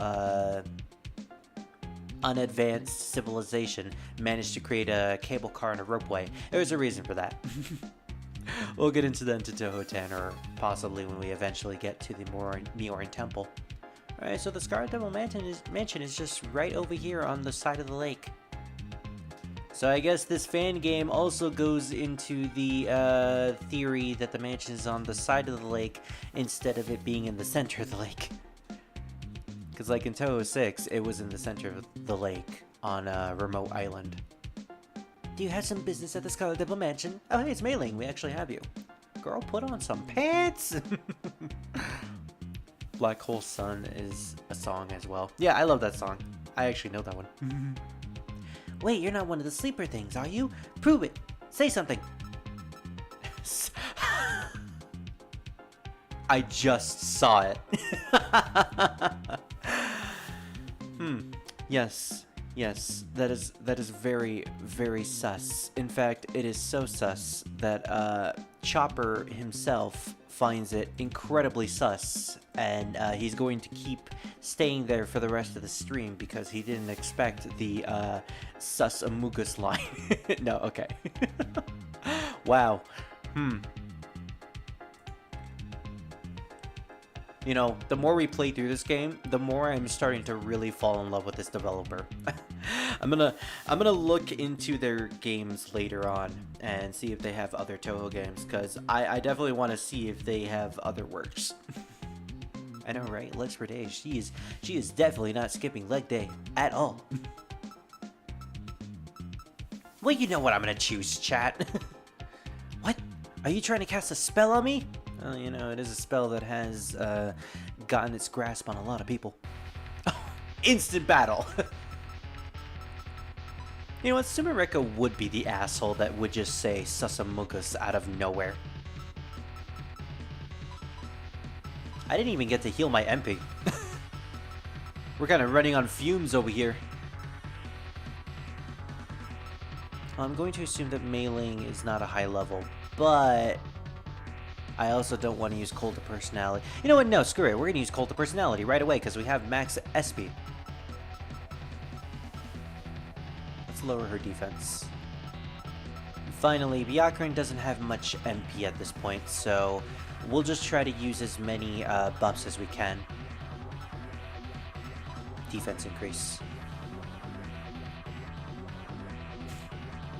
You were right, Druid. It is funny to see my avatar dancing to the beat of this song.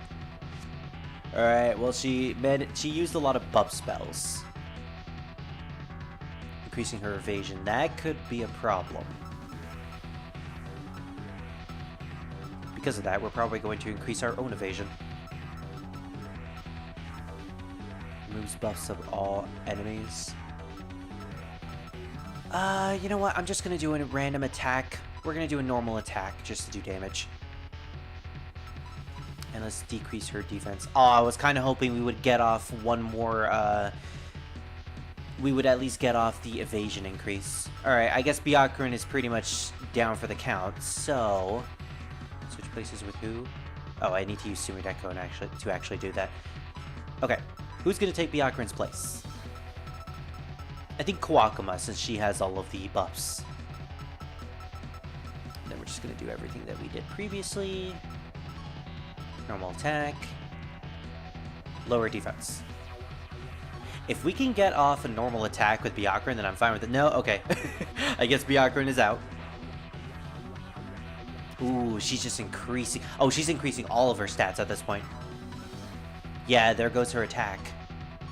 She may not have anything for defense. Let's check our own mailing to see what she has. Well, clearly, the boss mailing has way more than the actual mailing. You know what? We have it. We might as well analyze. Enemy shield analyze. Let's analyze those legs.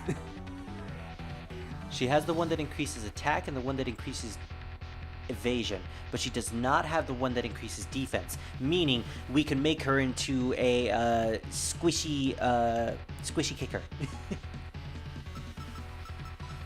It turns out all those legs just have a lot of fat to them. Also, what was her weakness? Dang, I didn't pay attention to that. Gonna have to look at our own mailing. Weak to fire and weak to ice. Well, unfortunate for you, our Kawakuma has red sun over paradise. And we also have Aoun. Do we have another character that can... Well, Sumireko resists fire. She doesn't absorb it. Do we have another character who can nullify fire? We have Futo, who can resist fire. We have Utsuho, who's level 10, but she can absorb fire. And she also has spiritual healing, too. You know what? Let's have some fun. Tojiko, you're great, but... we're gonna switch in Aoun. No, actually, we're gonna switch Aoun in place of Miko. I want Aoun to be in the front and Utsuho to be in the back. Just use a normal attack since you're not going to really do anything. Finally, let's decrease her defense to the max amount. And we'll also increase Sumireko's defense. At the very least, she will survive the Red Sun over Paradise.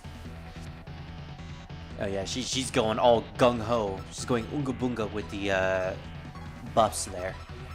This could be a big problem if we don't capitalize on it. Remove debuffs from all allies. If I had the other variant, that would have been really good. Increase evasion. Or, you know, we'll decrease her evasion. Just to make it more difficult for her.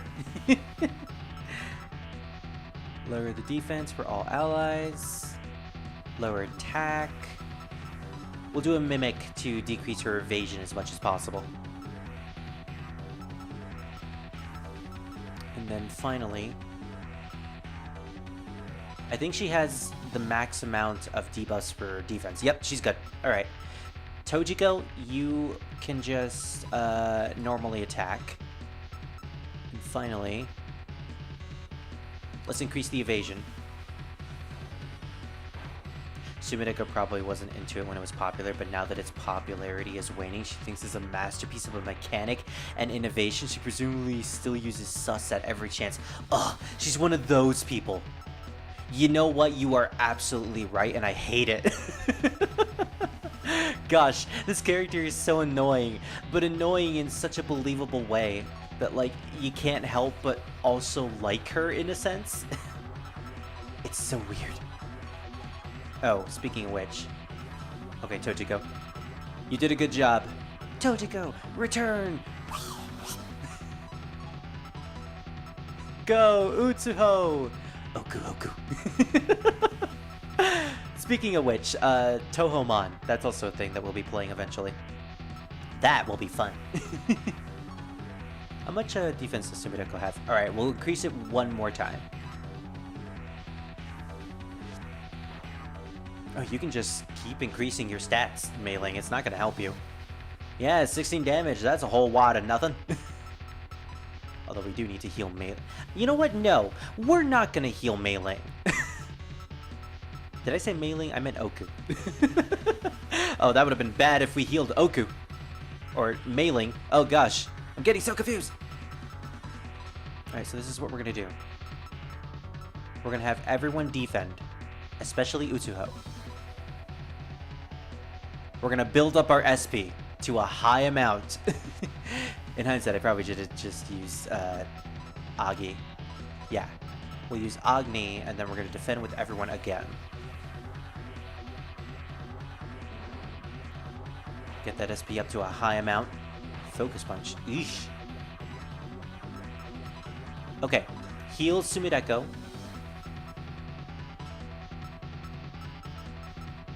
And then we're going to mimic that. Oku, we want to keep you alive. And also, we don't really have a healing spell on anyone, do we? Ajita, no.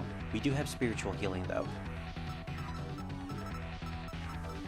We have a decent amount of life gems, so we're going to use them. It appears someone's a fan of the band Death.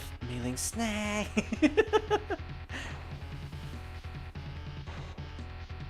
Oh man, there goes Utsuho. Snake, as Confucius once said, never skip leg day. Okay, do we have any sort of skill that can revive anyone? I'm pretty sure one of us does. Zombie Ritual, that's right. Okay, this is what we're gonna do. We're gonna defend. We're gonna heal with an item. And Kawakuma, you can also defend. I really want to do this, okay? I want to use Red Sun over Paradise.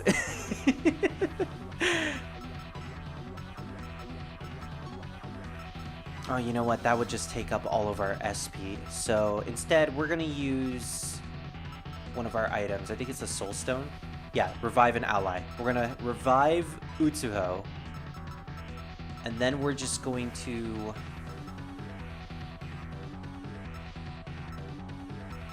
Cult of Punishment, no.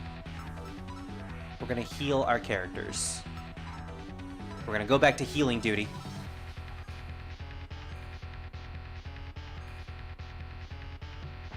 You could keep using focus. Oh wow, that actually does a lot of damage. Does Aoun have Balapata? Yes, she does. Okay. You know what? No. This is what we're going to do. Balapata.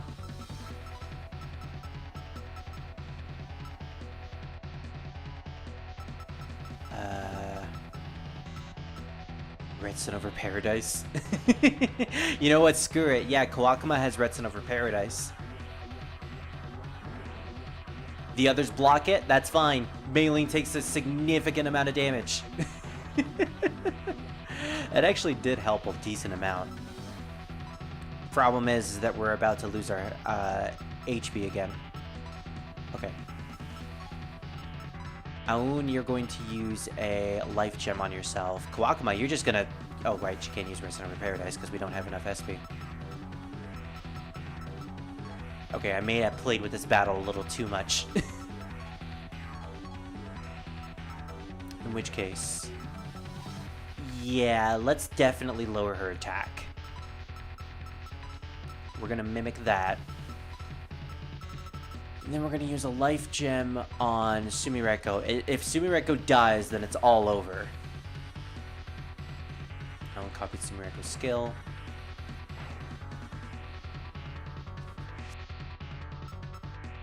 Snake, as the Dharma once said, sweep the leg. Mei Ling, I don't think that's what they said. What do you mean, you fucking bitch? Are you questioning the skills of Mei Ling? Why am I just giving Mei Ling the Al Capone voice? Alright, Otacon.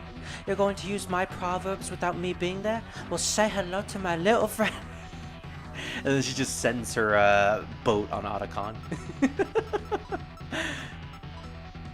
Okay, I may have accidentally screwed up this battle, but we're gonna try to wing it anyways. Yeah, let's use Agni. Just do weakness damage. Ow. Ow.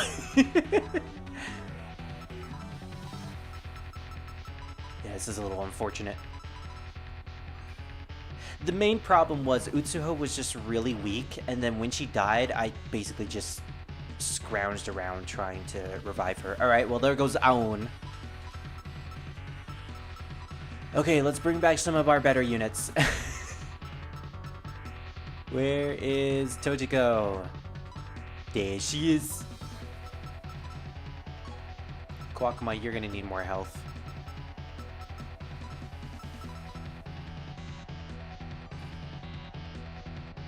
Tojiko can at the very least survive a hit. Not when she has no defense buffs, though. Okay, this might be a little unfortunate.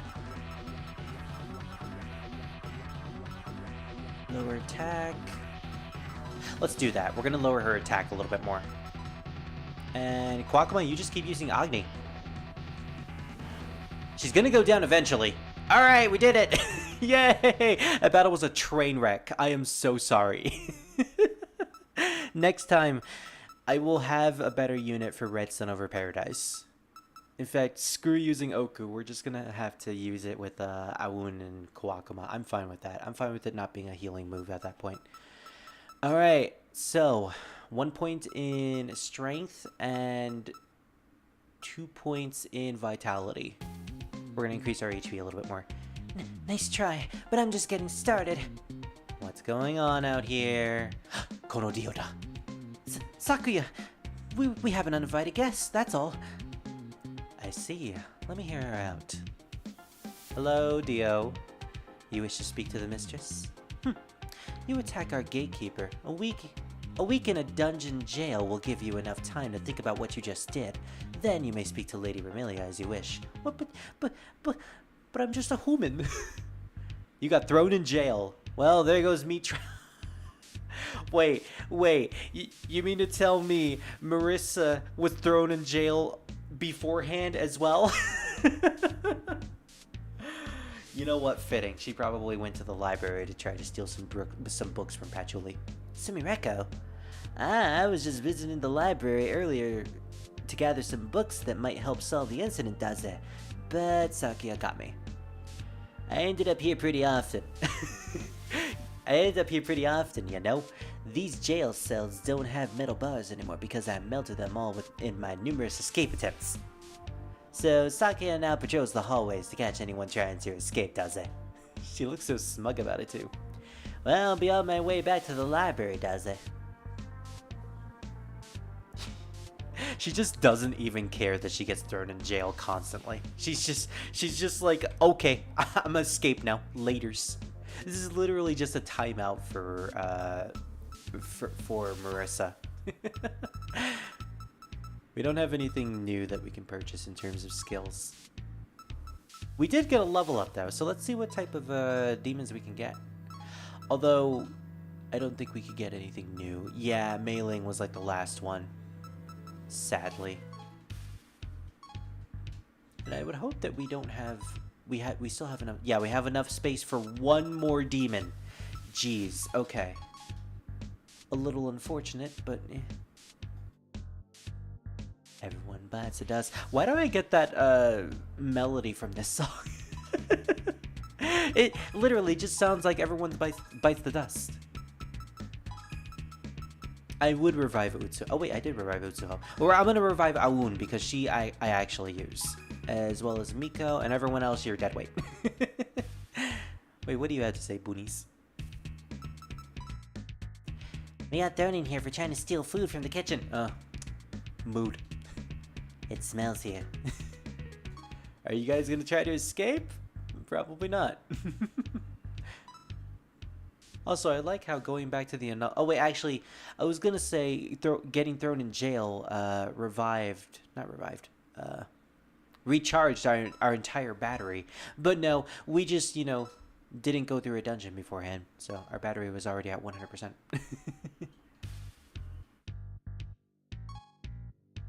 But good for Sakuya for giving us all of these extra rooms to recharge our HP and health. Wait, Sakuya's patrolling ahead.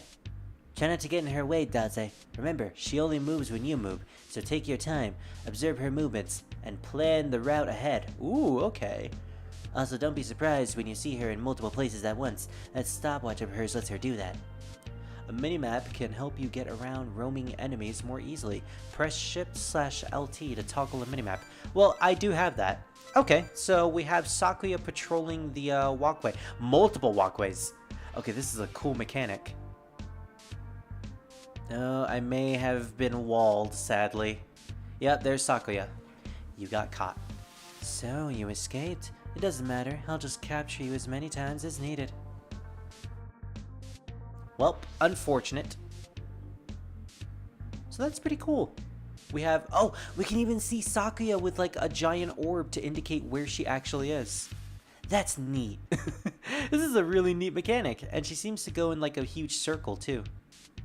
Oh, I should probably get into over here. All right, yeah, there's a pattern with how she moves. So as long as we follow that pattern, we'll be fine. Hey, there's Kawakuma's boss. Patchouli. Can we analyze her? Let's do it.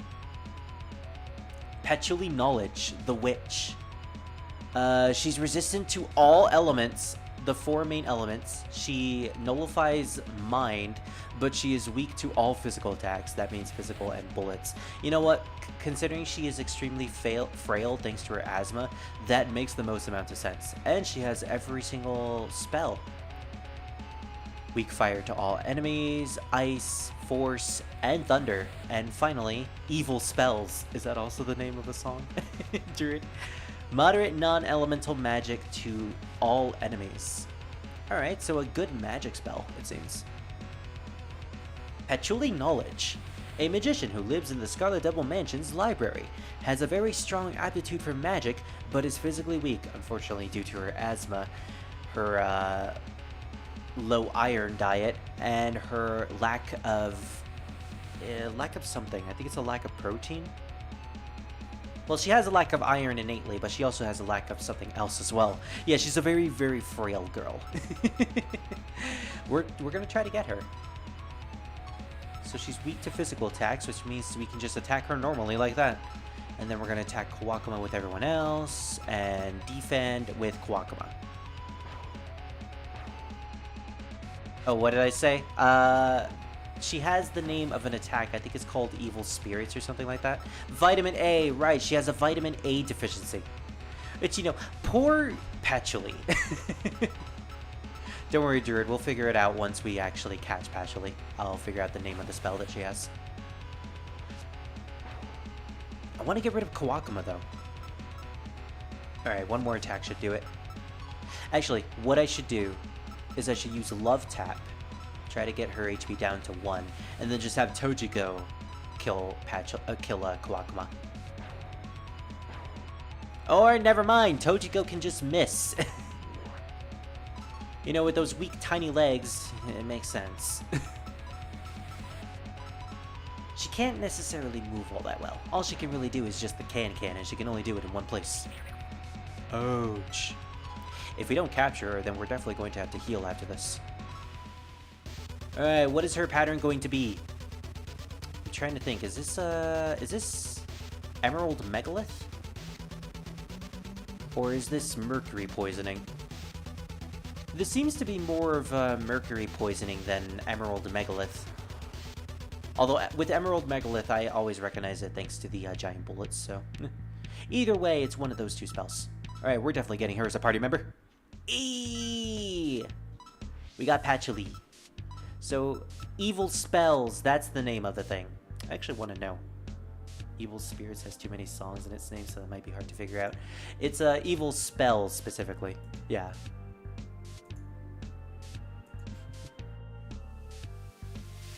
I see what you sent me, Druid. Spiritual Healing. Yeah, that's also the name of another spell.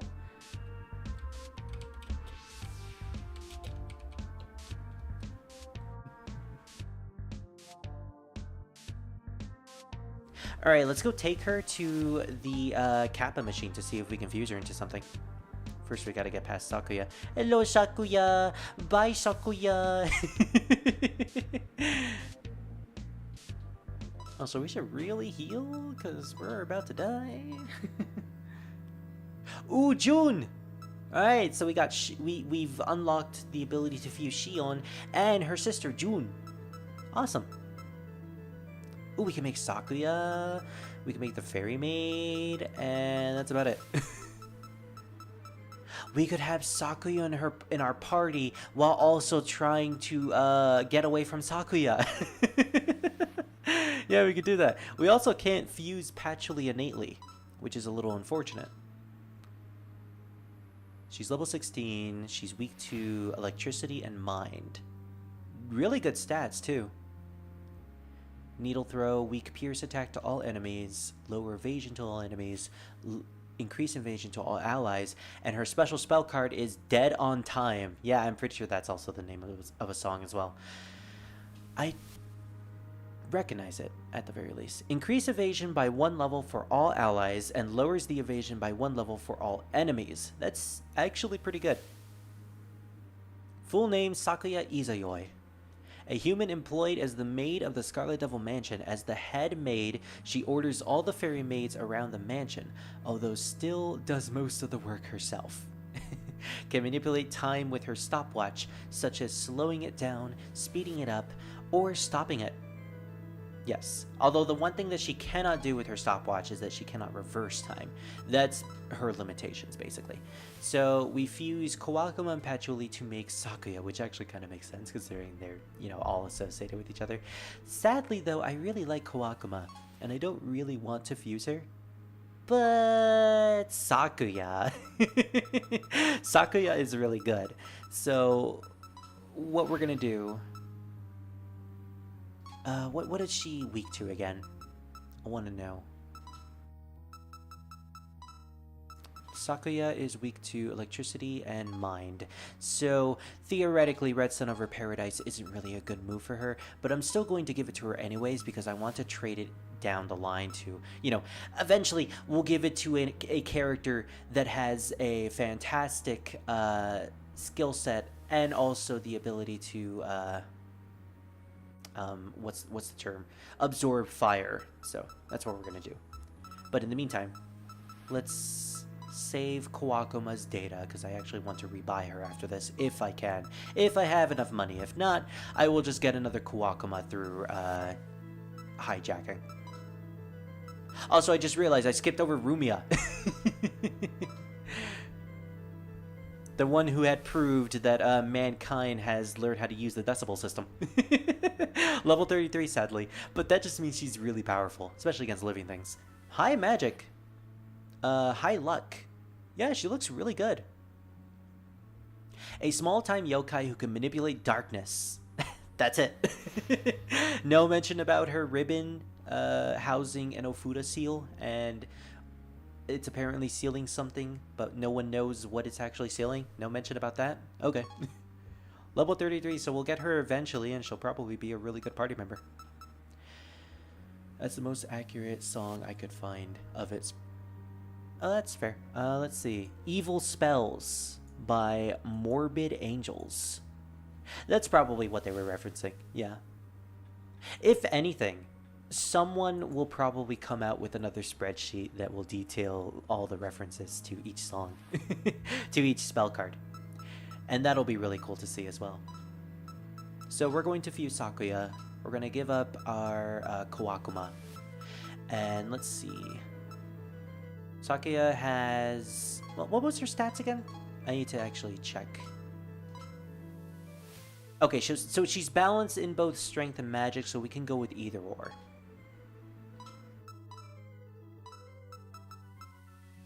She has decent spells. I'd wish she have the, oh no wait, she has the, all version of evasion. Never mind.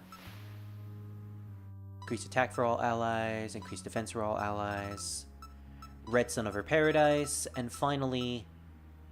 Do we care about evil spells? Well, it does a lot of magic damage. And most of these other things are weak magic hits. Which I don't necessarily want. Yeah, you know what? I think I'm gonna go with Evil Spells, as well as Red Sun over Paradise. We essentially have 3 different spell cards on Sakuya. That's a little bit excessive, but hey, they're apparently all very, very good. Also, I want to test something out real quick. No, actually, I could do it like this. Alright. Yeah, look at that. Red Sun over Paradise and Red Sun over Paradise. They're interlapping with each other, the text boxes. So now it's Red Sun over Sun over Paradise. Yes, I am confirming it. This is a great Sakuya. Dead on Time is Queen. Ah, knew I recognized it. Alright. I'm actually surprised they didn't use a moon-themed song with her spell card. Considering Sakuya Izuyoi, her name has connotations to the moon. Alright, so we fuse Sakuya. Is there anything else we can get? Nope. That seems to be it. Alright, I want to check to see if there's any two-way fusions that we can do with some of our low levels. Yugi. If we fuse Kogasa, we can make a Byakurin. Lily Black, Kadama, that's not really good. Shion, Kisume, Utsuho. Another Utsuho. Speaking of Utsuho. Yeah, some of these low levels are kind of warming out their welcome. We can make a Yugi, but we have to get rid of Yugi in order to do that. Koichi!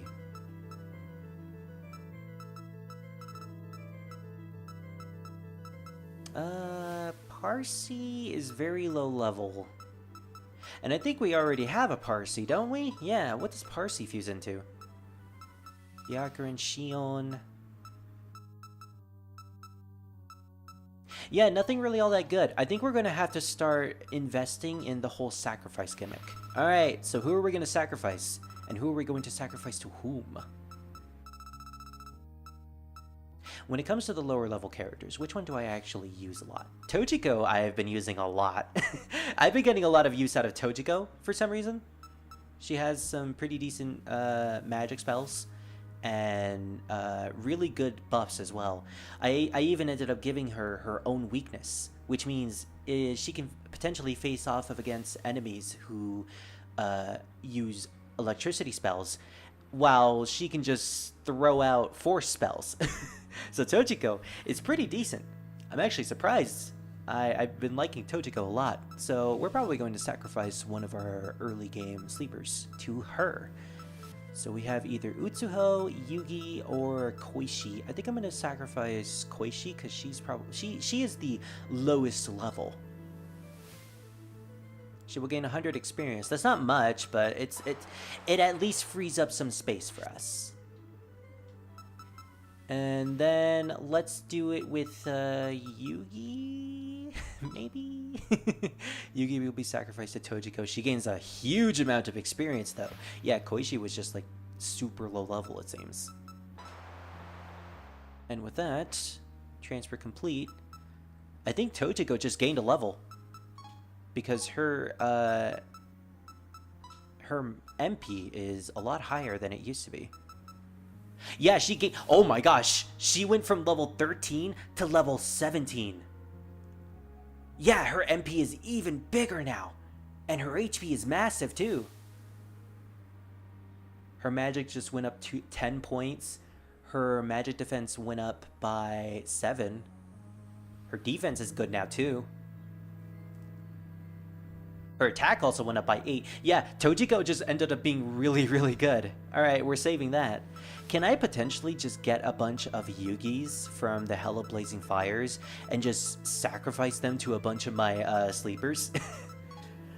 I think that's how you get sleepers to become higher level, so that you can take your favorite characters to like the end game. Like, say your favorite character is Futo, and you know, once you get past her level, she becomes not really all that good. But you really like Futo and you want to use her for the end game. So then you just sacrifice pretty much every single one of your sleepers, or you know, trash sleepers, to Futo to eventually get her to the level that you're at. So that's probably what I'm going to do. That's probably what I'm going to do with a couple of characters that I really like. I already know I'm going to do it with Parsi. I'm going to do it with Sega. Aoun, I've really fallen in love with thanks to Touhou 19, so I'm probably going to bring her to the end game as well. I've always had a soft spot for Byakuren. She's one of my favorite characters. Her backstory is one of the best in the entire series, and it's the most well-written. It's basically like its own short story. And I feel like you would also like her too, Druid, once we get to Touhou 12.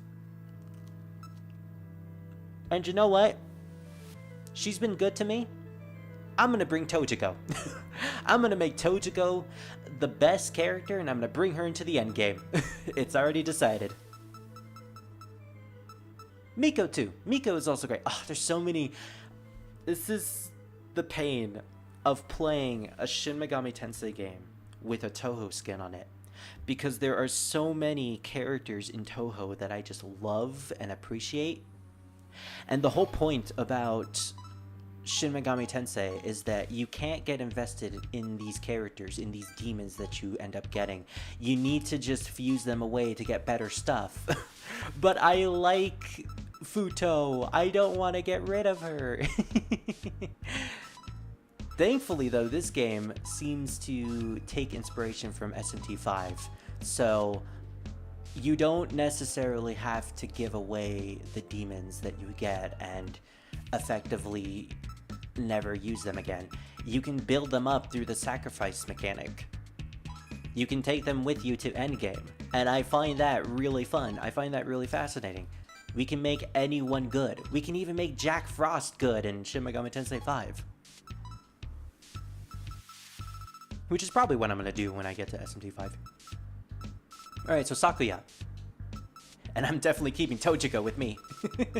Yeah, look at that. She has better MP than any of us at this point. Better than any character that I actually have. Wow.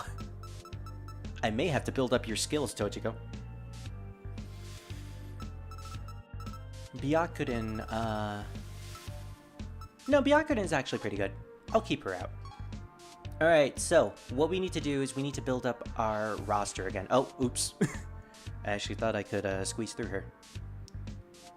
I thought I could squeeze through Sakuya, but unfortunately her pads were just way too thick. Knifed.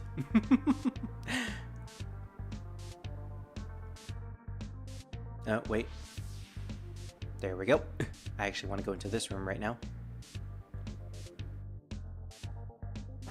Oh, so when they go into an empty space, you can't actually see them. I'm sorry, Hobgoblin? I found you now, Spider-Man.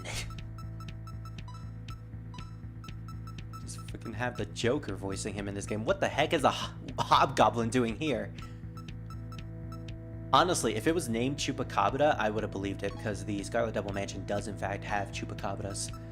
Okay, well, surprising, but we're going to get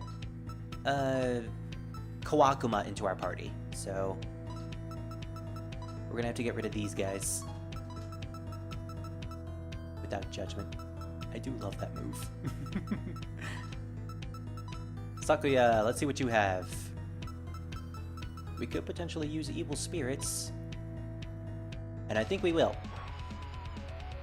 In hindsight, that may actually end up defeating Koakuma. Or not, never mind. These guys are actually pretty tanky. I love him. The mansion also has hobgoblins. They do? Okay.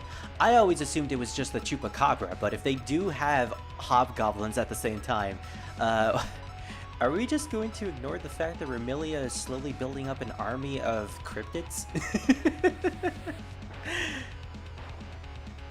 Because, like, yeah, she's a vampire. She has a Chupacabra, and she also just has hobgoblins. Like, what are you doing here? Select the enemy is not a sleeper. Wait, what do you mean she's not a sleeper? Can I not actually get Kawakuma? Is it because she's not an important character? Wow, okay. Wow, poor Kawakuma.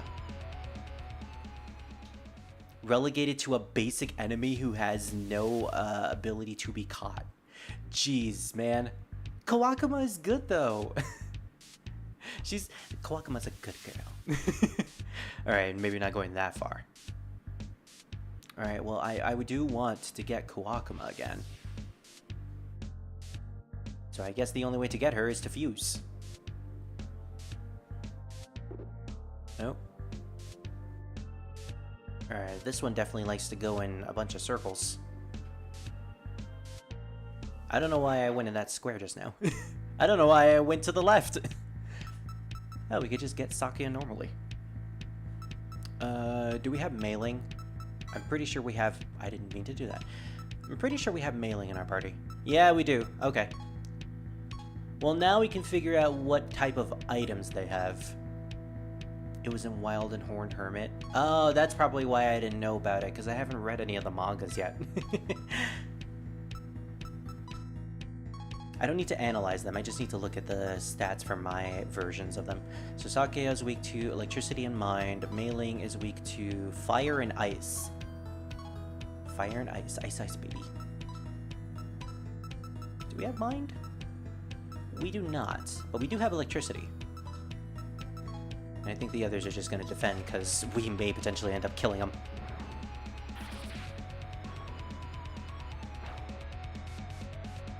Alright, let's just kill Sakuya. Although I am genuinely curious to know what her spell is going to be. Prepares to defend Sakuya. Well, I guess we're not going to kill Sakuya. You know what? Screw it. Yeah, I want to hijack Sakuya to see what type of skill does she have. Does she have Jack the Ludobile? No, actually. This one is significantly difficult. Wow, okay. Just straight up dies immediately to that.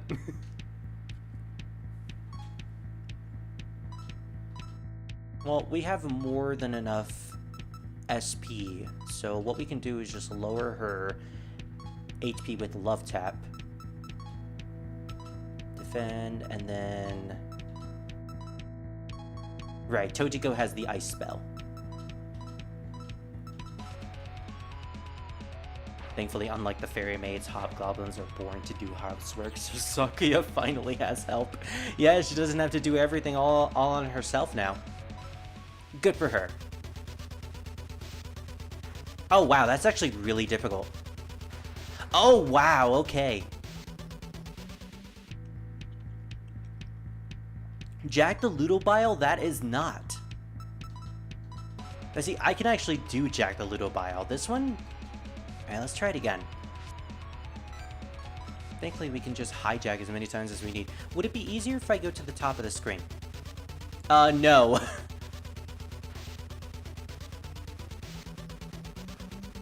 Wow, okay, okay, okay.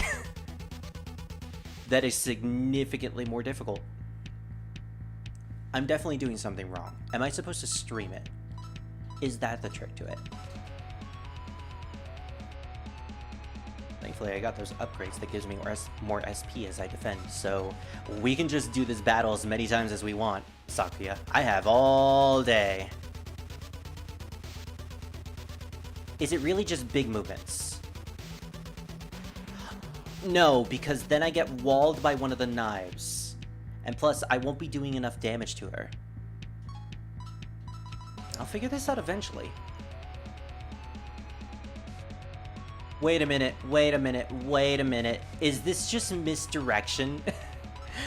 I hate misdirection, though. I think this might just be misdirection. Or not. I don't know. I don't know. I've never done misdirection before. I've never done it legitimately. Ah! Dang it. You see, she didn't like me talking about her pets, so she's just taking revenge on the fact that I did that.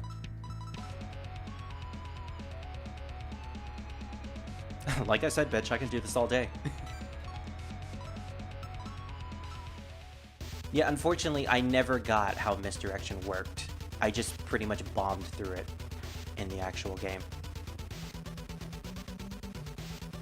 I just...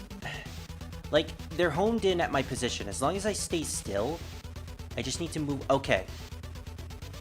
It really is just that.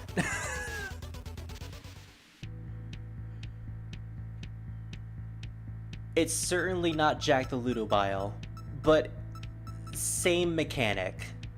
Just have everything aimed in your position and then just one minute movement. Okay. Handheld battery. Well, at least I'm not running out of battery life while I'm down here, even though I most likely won't since the anomaly is just right there. I also want to get access to Patchouli if I can. Which is kind of why I'm just running around in circles over here. Alright, we'll just move forward. Will they come into the room? Probably not. What? You mean... But she was gonna move! Oh, man! Well, that's unfortunate. You know what else is unfortunate? The fact that I can't get Kawakama. Man, I really feel bad for her. She's not considered an actual character. That sucks. It sucks when you're like one of the most popular characters from your game, but both the canon and the fan games do not deem you worthy enough to be a legitimate character. Oh well. Does this also imply that there are multiple Kawakamas? Because I always thought there was just the one. And to be fair, we only do fight one in EOST, but with the description, it's supposed to be safely assumed that there's only one or there are multiple Kawakamas that any of the residents of the mansion can potentially summon. It's a little bizarre, to say the least. We're gonna do without judgment because we have enough to spend. And needle throw. Apparently, the fairy maids are weak to guns, so I should probably start using that with Sumideko.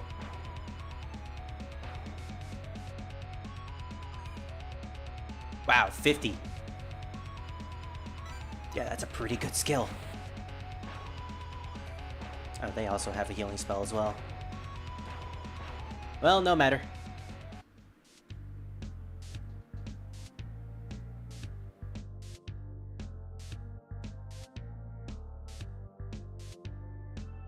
Oh man, I finished my bread, but for some reason it didn't really satiate my hunger. Although to be fair, what the heck? Okay, I get why you're here, but it's still a surprise considering you have nothing to do with this mansion. Okay, this is Kurumi. If you remember, in Touhou 4, we fought Kurumi on our way to Yuga's mansion in Mugenkan, I think is what it was called. And she is a vampire who is in charge of the Lake of Blood. Again, makes sense why she's here, but it's weird to see her anyways. She is a vampire. Basic spells. Nullifies fire, mind. Fire! I see. A vampire who used to guard the Lake of Blood employed by Yuka. Was she really employed by Yuka? I guess it was never really established. Alright, well I'm definitely trying to get her. Not a lot of HP anyways. We're just gonna use an ice spell on Kawakama. And then a focus punch.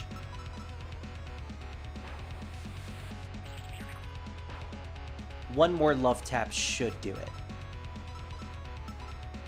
I really dig the sprite for her as well. She has a very long and flowing dress. Poison Mist. Oh, as long as that doesn't hit, I'm fine with that. Okay, 1 HP? That should be good. Alright, what is your spell gonna be? Is it the one that... Yep, it's the one that goes to the walls. In fact, this is really easy.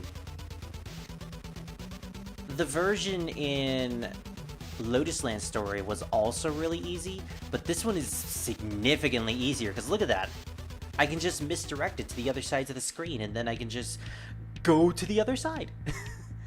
I'm sorry, Kurumi, but your pattern was really, really bad.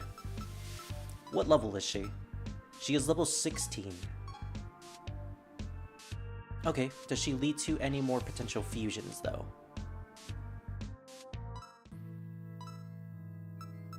Database. Remilia!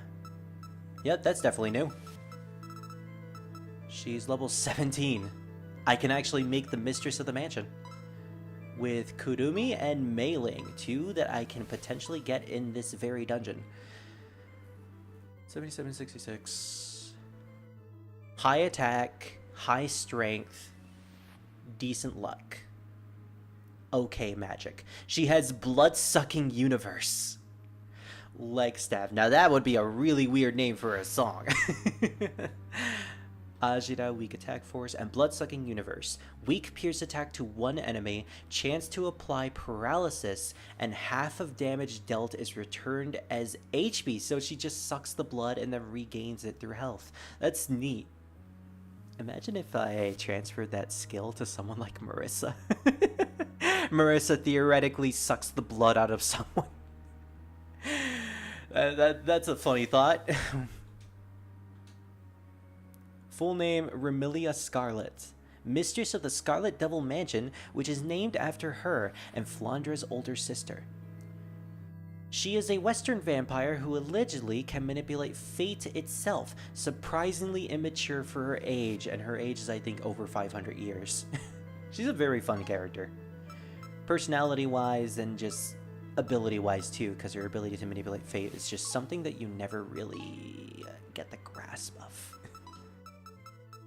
So what we're going to do is we're going to go to database and we're going to save Mei Ling. Oh, actually, I haven't used Mei Ling at all, so there's not really any point to doing that. I really want to make Remilia. So she is predominantly power. Thankfully, she automatically goes with critical slash. So we're going to go with Focus Punch, because that is a medium attack damage move. Sweep and Tackle, I don't really need them, because that's basically just critical slash and Focus Punch. But critical slash is just a way better version of Sweep. We are going to give her Mimic, though. And finally, Cult of Personality, because I feel like that can potentially be really good later on as well. Increase the attack for one ally. Or I could give her Cover. Cover takes a lot of MP. And to be honest, Remilia isn't much of a tank anyways, so we're not going to give her Cover. We'll give her something to work off of. We're going to give her Yomi, because at the very least, we'll give her one element to work off of. Fusion complete. Remilia is now yours. Does that mean I own the mansion? Alright, that seems to be it. We could also make the Fairy Maid. But that would require a lot of our stuff. Patchouli, Remilia, Mei Ling, and Nue. Do I have access to Nue? Oh, both of them are coming from the database. If I can get Mei Ling, then I can use Nue from the database to make the Fairy Maid. Also, I want to know how to make Kawakuma again. Mugetsu and Yoshika, Mugetsu and Aoun. Patchouli and Utsuho. Do I have... I have Utsuho. If I can get Patchouli again, then I can use Utsuho in the fusion and just free up some more space. Okay. I can't find a song for Bloodsucking Universe. Yeah, that's fine. You know, they can only get so far with the amount of song references they have. Maybe that's a reference to a Touhou fan cover? Because I know there are a lot of Touhou songs out there.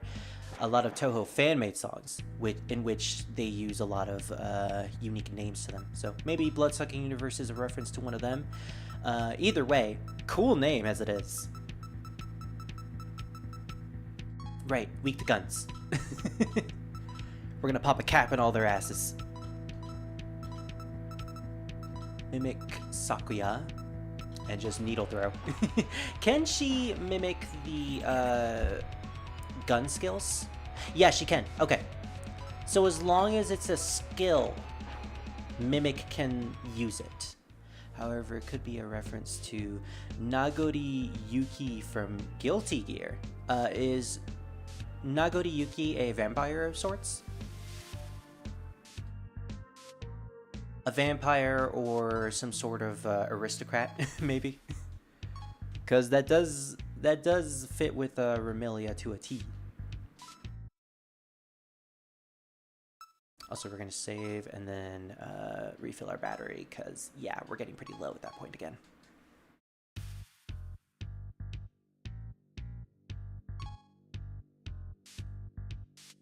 Oh man, Druid sent me all the songs relating to these names, and that just means I have a lot of music to listen to when I'm done with the stream. I don't mind it at all, Druid, actually. I love listening to new music that we find. Whenever Pally or you go on a music listen, whenever we're done with our voice chats, I tend to like memorize the names of the songs that we listen to so that I can just look them up later on.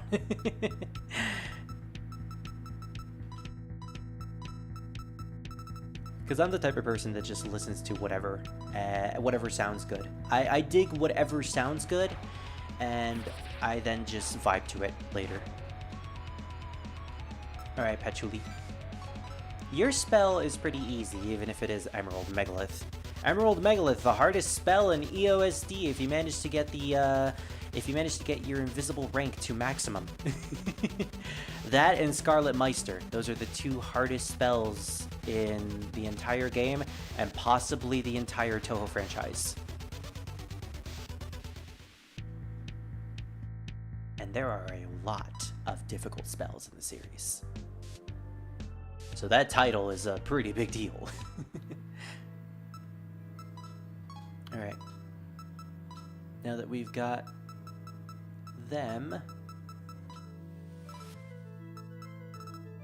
we can use Kawakuma's boss and a random burb from hell to fuse into Kawakuma.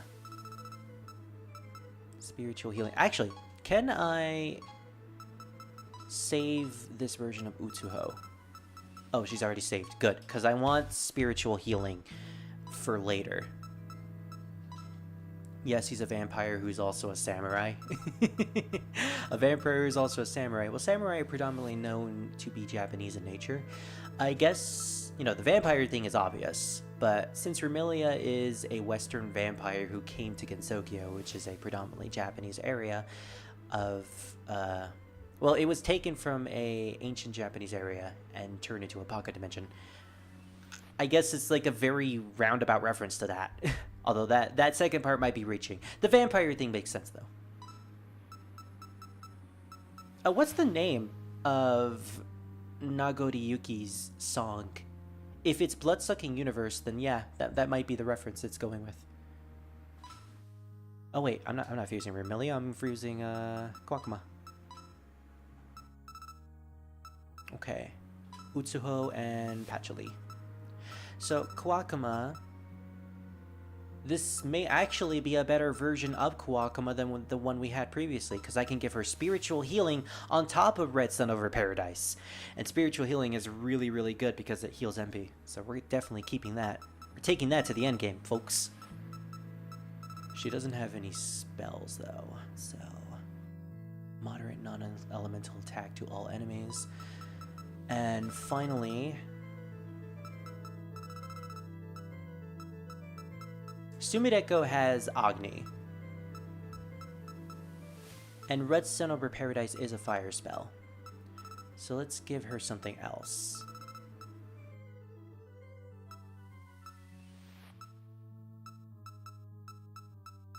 I think Mind, Yomi, might be the best one.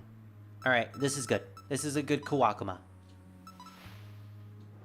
This might actually be better than the previous one. Now, let's see what Kawakuma can then fuse into. Anything good?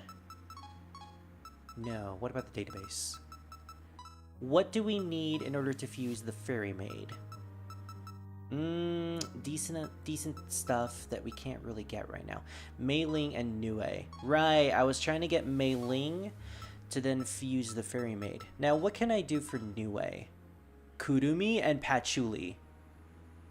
Actually, that's pretty good because I can get both of those in this mansion already. So if I can just fuse this, I can make a better... Not only can I make a better version of Nue, but I can then transfer these skills into the Fairy Maid. For one ally, for all allies. We'll do the for all allies one. She has Yomi and Mimic. We'll trade in Evil Spirits, and then finally... Oh, these are for all enemies. They're not bad. We have enough electricity with Tojiko, so we're gonna do the ice spell. Ice, baby. You can't afford this. Oh, wait, yeah, I got rid of Kurumi and Patchouli. They're in the database. Alright, never mind. So, next thing we're gonna do is we're actually going to... His song is called What Do You Fight For? Oh, okay. Yeah, alright. If his song was actually called that name, then it would have made more sense, but yeah. So what we're going to do is we're going to try to find Kurumi and Patchouli, and then we're going to fuse them into Nue, then get a Mei Ling and fuse them into the Fairy Maid, so that we can get a Fairy Maid and potentially open up even more fusions to work with. We have a really big system here. Alright, Remilia, let's bring you in. Byakuran is good, though. I really want to use Byakuran more. But I think we're fine. Yeah. We've also cleared up a lot of room for our characters. A lot of potential room for more, characters to get. We are starting to run out of, money, though, so eventually we may just have to start grinding up our cash. Super Unknown is Soundgarden. Ah, okay. So some of them are going to be references, some of them are not. It's at least cool to see that they are actual references, though. And Super Unknown is really It's a really trippy. It's a really trippy skill. Hey, Fairy Maid, want to join my party? Oh wait, you can't. What are you weak to, Sakuya? Electricity and mind? Alright. Well, we have the electricity baby right over here. And then we have Yomi. Yomi is technically less expensive than Mimic, so I'm fine with that. Needle throw! No.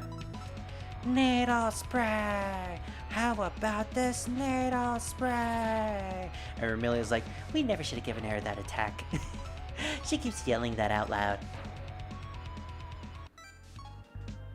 Sakuya is secretly a Digimon fan. She just watches Digimon periodically whenever she has free time.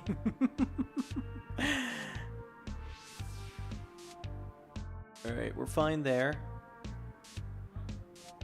Let's have this guy move, or this Sakuya move. We're just following him. Right. Hello, Sakuya. Bye, Sakuya. It's a good thing they can't get to us through that angle.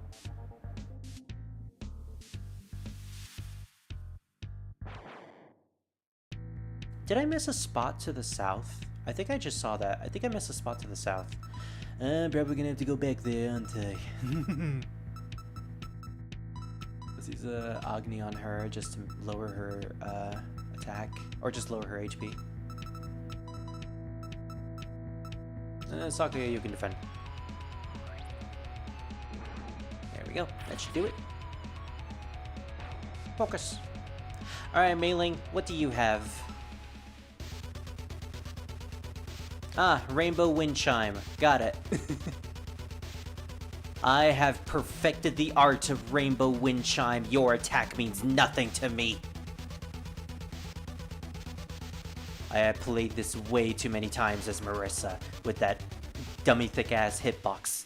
Although, to be fair, Marissa doesn't have as big of a hitbox in Touhou 6 as she usually does. Or more like the fact that her and Reimu share the same size hitbox. Technically, the only distinction between Reimu and Marissa in Touhou 6 is just their shot types. That's literally all that's different to them.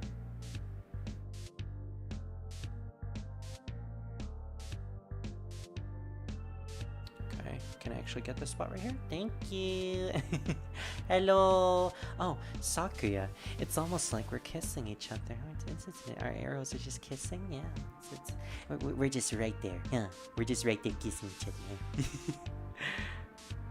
When you use the maid effectively. Screw the lusty Argonian. We should go with the lusty Sakuya.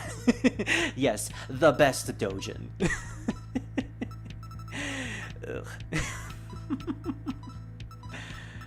Anyways, leg stab, a bloody sucking universe. I want to see what this looks like, okay? Let's see what blood sucking universe does. Animations aren't really all that great in this game, but you know, beggars can't be choosers. It's still a great game as it is. And we actually paralyzed that fairy over there. Look at all their health. In fact, we could just auto-battle at this point. Sayonara, Hobgoblin.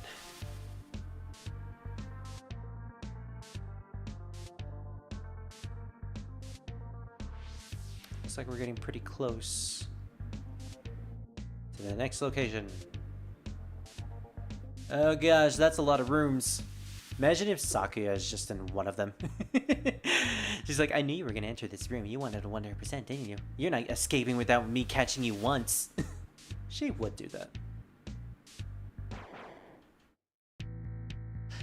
Sakuya is a little dense, but it also feels like she can be the biggest troll as well. Like, she's simultaneously the biggest ditz in the entire franchise, and also the biggest dork in the entire franchise. And I feel like that's the best part about Sakuya. She is simultaneously both those things, which leads her to being a very fun character to interact with, both in the canon and in fanworks. You know, unless someone wants to go with the whole personality trait of her being incredibly unhinged and spiteful of humans. Which, you know, she used to be like that, and then Touhou 9 happened, where she started to mellow out to her own kind way more than she used to be in, like, say, Touhou 6 or 7, where the only time she would ever interact with her kind was when she met up with Reimu and Marissa, and even then she was very standoffish to them. She is a maid who works for a demon, a devil, which is very unorthodox in nature. It leads to a lot of people questioning exactly why she's doing this, who she is, or what her reasons for even pledging allegiance to Rumelia even is. When in actuality, it's literally just she wanted a job. She wanted a job, and she wanted to be able to afford, you know, to live. So she took a job as a maid at the Scarlet Devil Mansion, and you know, that's it from there. That's the entire story of Sakuya, at least as we know of. There's always that running fan theory of her being associated with the Lunarians. You know, that fan theory that led to nowhere and was never addressed or referenced at all at any point in any single game or medium ever again. What was Zune even planning with that? Eren recognized Sakuya for some reason. Why? We never know. And I mean, Sakuya's last name is a pretty good indicator. Izayoi is, I think, the name for a Japanese goddess who's associated with the moon. And apparently there was a Phantasm stage in Touhou 8 that had the title of Izayoi, or at least that's what the name of the time mechanic had in that portion of the stage. That's what it was going to say. But either way, the Phantasm stage was scrapped, and we never got to have any single closure on whatever Eren thought of when it came to Sakuya. Maybe that'll be something that'll be brought up at a later date. I highly doubt it. Zune does bring back a lot of characters, or he has been doing that a lot recently. Flandre Scarlet, she appeared in Touhou 17.5 when her last game appearance was in Touhou 6. Her last game appearance was in Touhou 6, the game that she appeared in, and her last in-universe appearance was, I think, one of the written works. So Zune isn't a test to bringing back characters, it's got to be a really special occasion to bring them back. Especially if he still remembers said characters. Like, the whole Flandre thing, he didn't know that Flandre Scarlet was in fact a really popular character in the community, or just in the world in general. It wasn't until he, I think the story was that he saw a drawing of Flandre on a school writing board that he took his child to, and that's when he finally realized that she actually is a very beloved character, and that's the reason why he's been using her in a lot of stuff recently. It's why Flandre Scarlet is a main character in Touhou 17.5, and why she is a prominent character in the current Cheating Detective Satori manga, where currently she is going on a killing spree in the Myorin Temple, or what you can describe as a killing spree to basically immortals. That chapter just got released, by the way, so like I'm curious to find out where that is going to lead, especially since we're very, very close to the end game of that particular storyline. I want to see how Zune will finally wrap up the whole Mizuchi story, because I'm gonna be honest, Mizuchi is just a character. that is all she is. She is just a construct. She is a concept and nothing more. We know nothing about her reasons for why she is doing anything. Oh, there goes Sakuya. Ooh, I wasn't paying attention to my health apparently. We know literally nothing about Mizuchi, and I am hoping that these last couple of chapters will at the very least do something for us in terms of finding out exactly who she is and what she does and why she is doing what she does. Otherwise, the manga will just feel like it was a big waste of time. Which, you know, may or may not happen. You never know.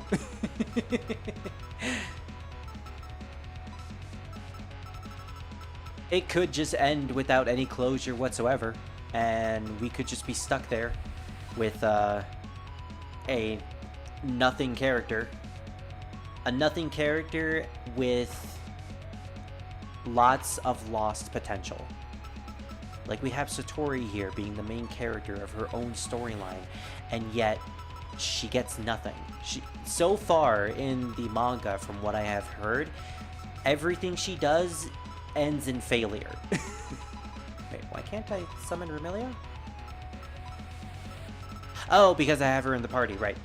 I meant to summon Sakuya, not Remilia. Oops.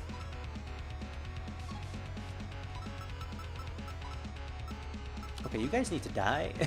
Actually, let's not attack the hobgoblin. We're gonna attack the fairy, because the fairy is actually proving to be more of a problem here. And Remilia will attack normally. Wait. Just in case, because I don't think that registered.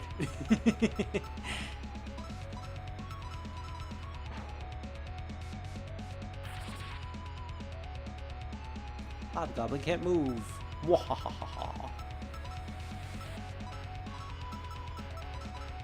Actually, you know what? He can't move. Why are we even bothering using normal skills? Alright, we're another level. Sweet. We're going to increase our strength by 1. You know what? We're at a point where I think I'm just going to invest all in strength. We're going to go Uncle Bungo in strength. All in strength, baby. Yes. Now let's explore these rooms over here.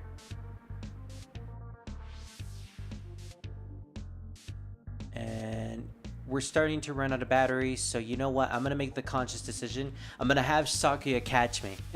I'm going to have Sakuya voluntarily throw me in jail. Wow, I didn't know you were into this shit. Now we can head to the anomaly. Yay! And with 1% to spare. Awesome. We definitely need to heal.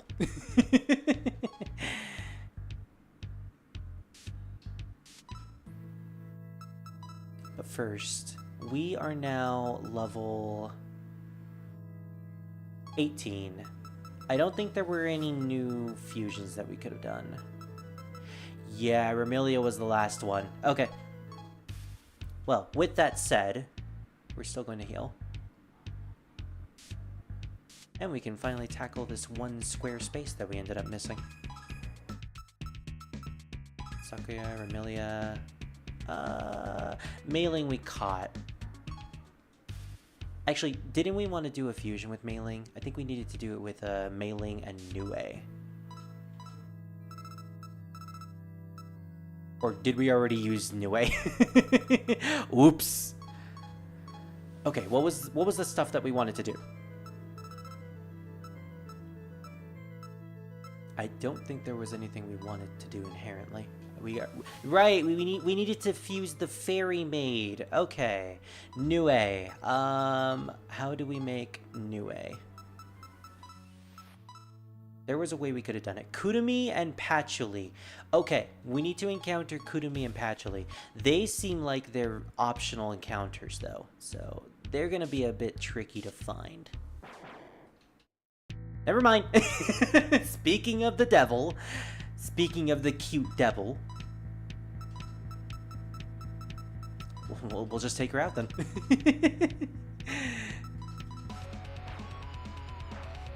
Oh, nice. She's weak to it.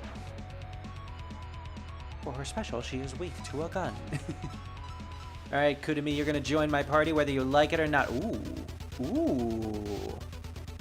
Okay, this is different than the low HP one. Oh, wow, it's really different. Yeah, that one's a little too nuts. Let's just, let's make sure we can actually do it. Let's make sure it's doable, you know? I'd rather not waste time. I could constantly do that spell over and over again, but like, nah. Nah, man. Nah, mate.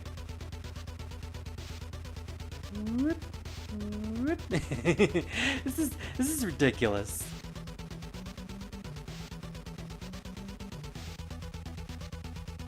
Bullet patterns like this can be really scary for newcomers until you realize that, oh, literally the best strategy is just doing small movements in certain places. Just following a pattern. It's almost like the pattern requires you to do a pattern in order to dodge it.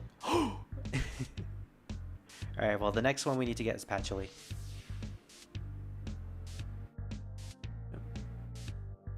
Can I actually get over here? Alright. Ooh, okay, that was a close one. It was so scary. There we go. Yeah. Kudumi and Patchouli seem to be the odd ones out here when it comes to their encounter rate. Their encounter rate seems incredibly low. Which is unfortunate, because yeah, they're probably the most useful ones.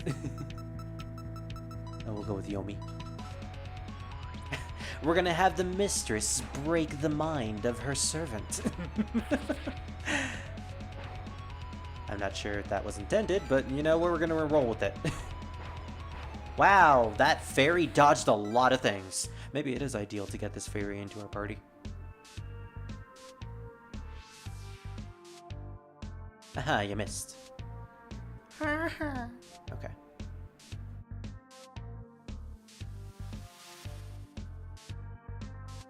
This dungeon is simple enough, but I really like the concept. It makes it more... This makes it really unique compared to a lot of SMT dungeons. I have never seen this type of mechanic before in an SMT game, so kudos to this developer. They are doing wonders with trying to make this as best of an experience as possible. It's fantastic. Can I... Am I just... No, she can't. She's just a random enemy. Gosh, man, poor Kawakuma. Man, I remember back in the day when I used to call her Kawakuma because I didn't really know how to pronounce her name, because I also didn't know how to phonetically pronounce Japanese words or Japanese names. But now that I know it's Kawakuma, yeah, that makes more sense. Although sometimes I like to, I tend to sink into Kawakuma. I don't know, Kawakuma just sounds very edgy in a way. In a way that you would expect for a Touhou name to be. Yes, as edgy as possible. And there are certainly a lot of edgy characters in this franchise. No siree, there are a ton. Okay. We mapped out the entire basement, but there seems to be more here because we didn't get a bonus. So we're probably going to have to go downstairs again at some point. The Scarlet Devil Mansion. Ooh, new music. Alright, Daze. The library is on the second floor. I'll wait for you there, Daze. Ze. What is that? Oh, it's Remilia. She just has the exact same portrait plastered all over the mansion. Wow, she's very high and mighty about herself. Ooh, nice animation with that door. I dig it. So is this where we'll be encountering Flandres, possibly? Flanders. It's just gonna be a bunch of flan. We're suddenly in Final Fantasy now. Alright. Well, nothing really to do with these enemies. Honestly, these guys are pretty easy to deal with at this point.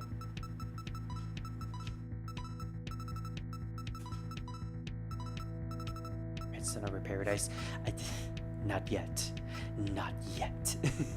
Let's do an Elemental Spirit. Just to see how much damage it does. Bless you, doggo. The thing is that she's not really good in magic. She's not predominantly a magic user.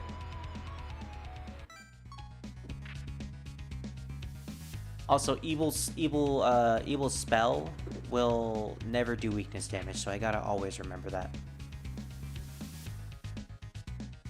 It has no elements tied to it, unfortunately.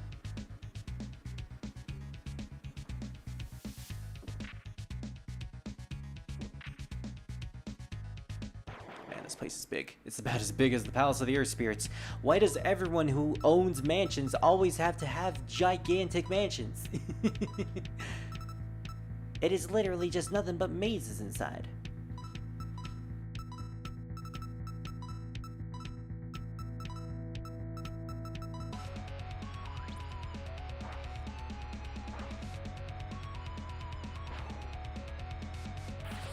You know, Sakuya has the ability to control time, but I never associated it with her pocket watch. Like, they mentioned in her bio for this game that she uses her pocket watch to stop and... Oh my gosh, it's a little hobgoblin! Hey, good keep. Don't forget that you can take it out before you get served to Remilia. Oh my gosh. They're just little hobgoblin servants. I love them. I always get startled when I see Lady Remilia, but now I can't tell whether it's really her or just a sleeper. Well, if she tries to do a charisma break on you and she's not saying anything, or, you know, not saying the words Mugu Mugu, then it's probably not the real Remilia. Oh boy, we're going down. We're going down, down, down. And a burning ring of a dungeon. Yep, more of the dungeon here, it seems. Luckily, it seems like it's just a circle. It just occurred to me.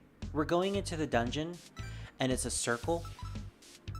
I'm kind of scared that we're going to encounter a certain someone. An empty room, huh? Yep, I knew it. I'm glad that I caught it ahead of time. Also, there we go. Yeah, there's the mapping out.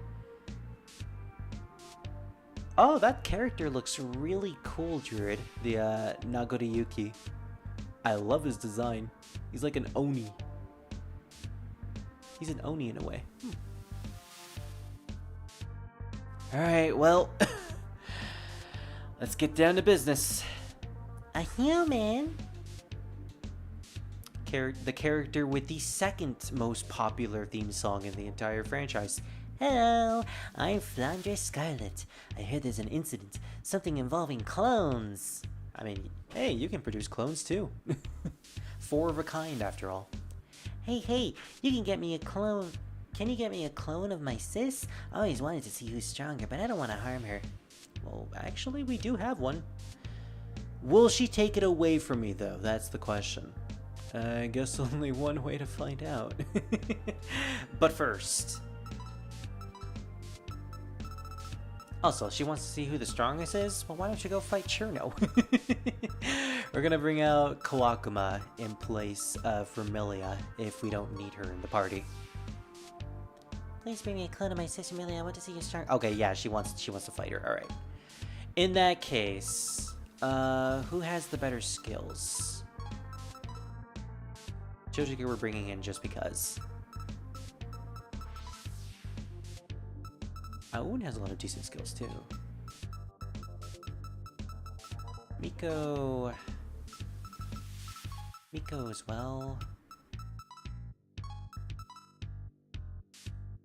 Yomi and Force.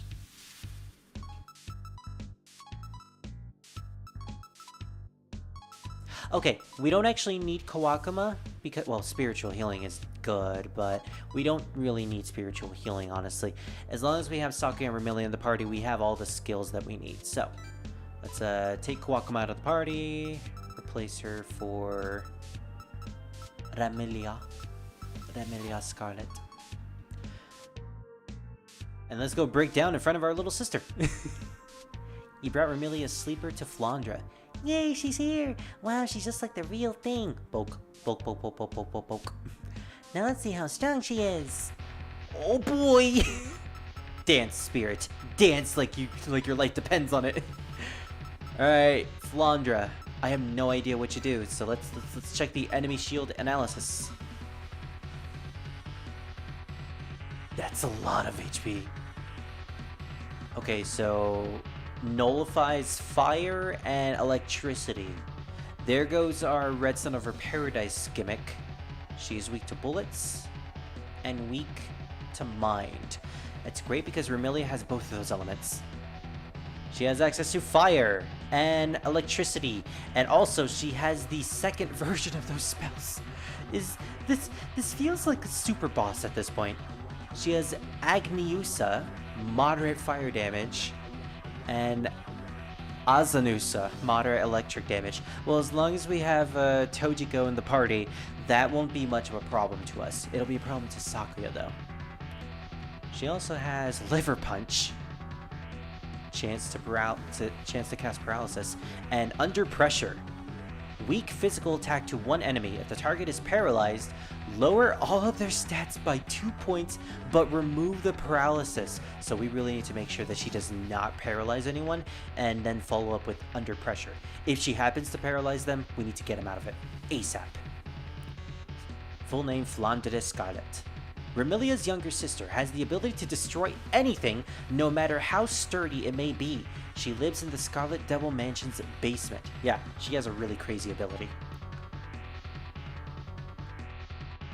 I can see why she has access to Under Pressure. Alright, well, in terms of abilities that we can use with, actually, I just noticed she does not have any buffs or debuffs, so we can effectively do this. We can lower all of her stats.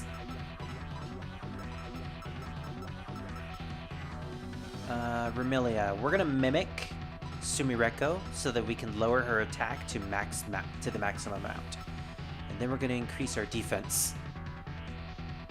Yeah. Okay. Now this is the battle I've been waiting for. The one where we can just spam all of our buffs and debuffs and just win that way.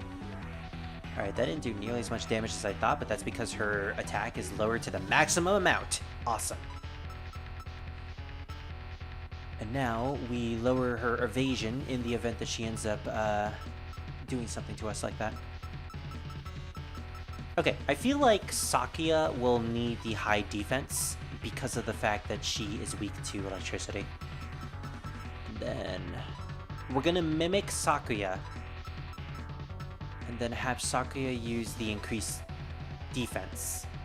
So then we'll all have max defense at this point. Awesome. Under pressure is Queen and David Bowie. Ah, okay. Ah, David Bowie. Such a phenomenal singer. You gotta love him. Okay. I think now we can go on the offense with Sumireko. There's not really much we can do at this point. We're gonna do a tackle. Oh, wait. She's weak to gun. We should just use our Liberator. Oh, yeah. Okay. No mind spell with Tojiko. So Tojiko is really going to be the liability here. What is her stats? We could start lowering her defense, actually. In fact, we're probably just going to do that. Cult of personality for every enemy that has a lower level than the user. Increases stats by 1. I'm not sure what her level is, though, so I don't know if that's going to be handy. If anything, we'll just have to use Blood-Sucking Universe.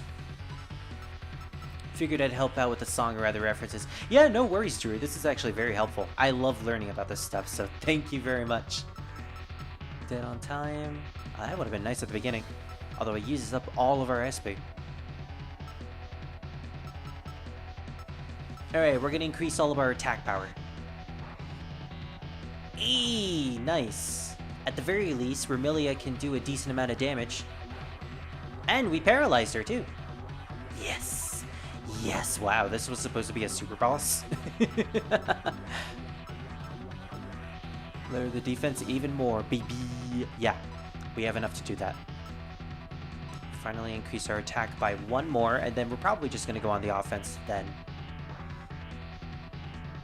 No, you know what? Let's do our, No, we're going to go on the offense, actually. No, actually. I just remembered she has like 700 HP. It's probably for the best that we go on the full offense. So... I can't do Blood-Sucking Universe. We'll just do a normal attack, and then increase all of our attack power. And now we'll go on the full offense. Yeah, look at that, 70 points of damage. That's pretty good. And she's not doing much to us anyways. And she's just healing Sumireko. The only person we'll really have to worry about is Sakuya, but Sakuya can just heal herself. Alright, Tojiko, what can you do?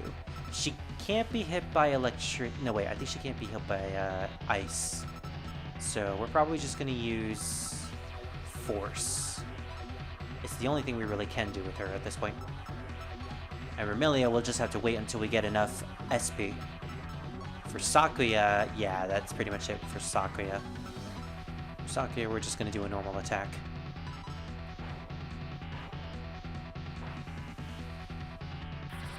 At the very least, we're doing at least 200 points of damage. So, yeah, I think she's not going to last for very much longer.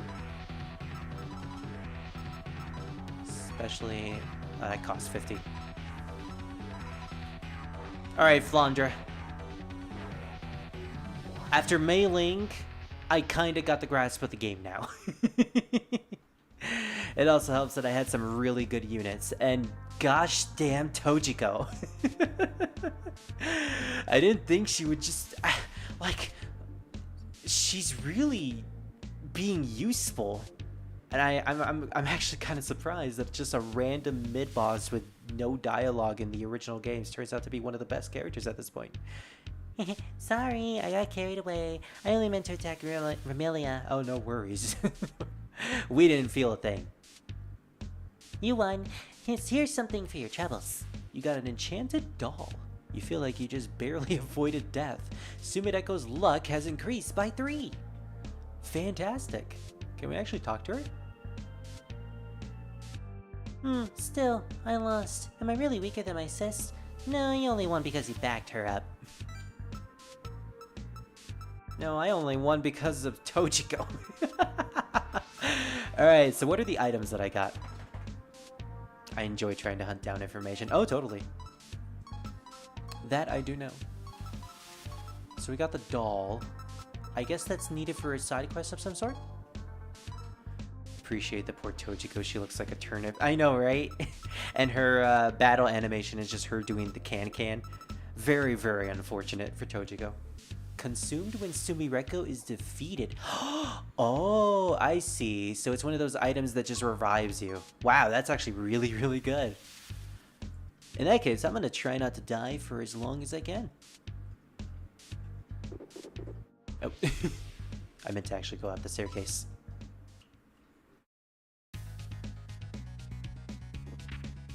Okay. I did not expect to fight Flandra that early. But you know, if I didn't know about Shin Megami Tensei and I was going into this game as blind as possible and I didn't really understand the whole concept of buffs and debuffs, probably would have been a way harder battle. It's very similar to the whole, what is it? Matador thing in Shin Megami Tensei Nocturne. You know, being the wall of the game, really difficult to fight. Alright, we're gonna do Emerald Megalith, but normally, without taking any of her HP. Wow, now this is the Emerald Megalith that I remember. I'm so used to having high speed with Marissa. Alright, there we go. And now we have Patchouli in the party, which means we can do another fusion. Oh yeah.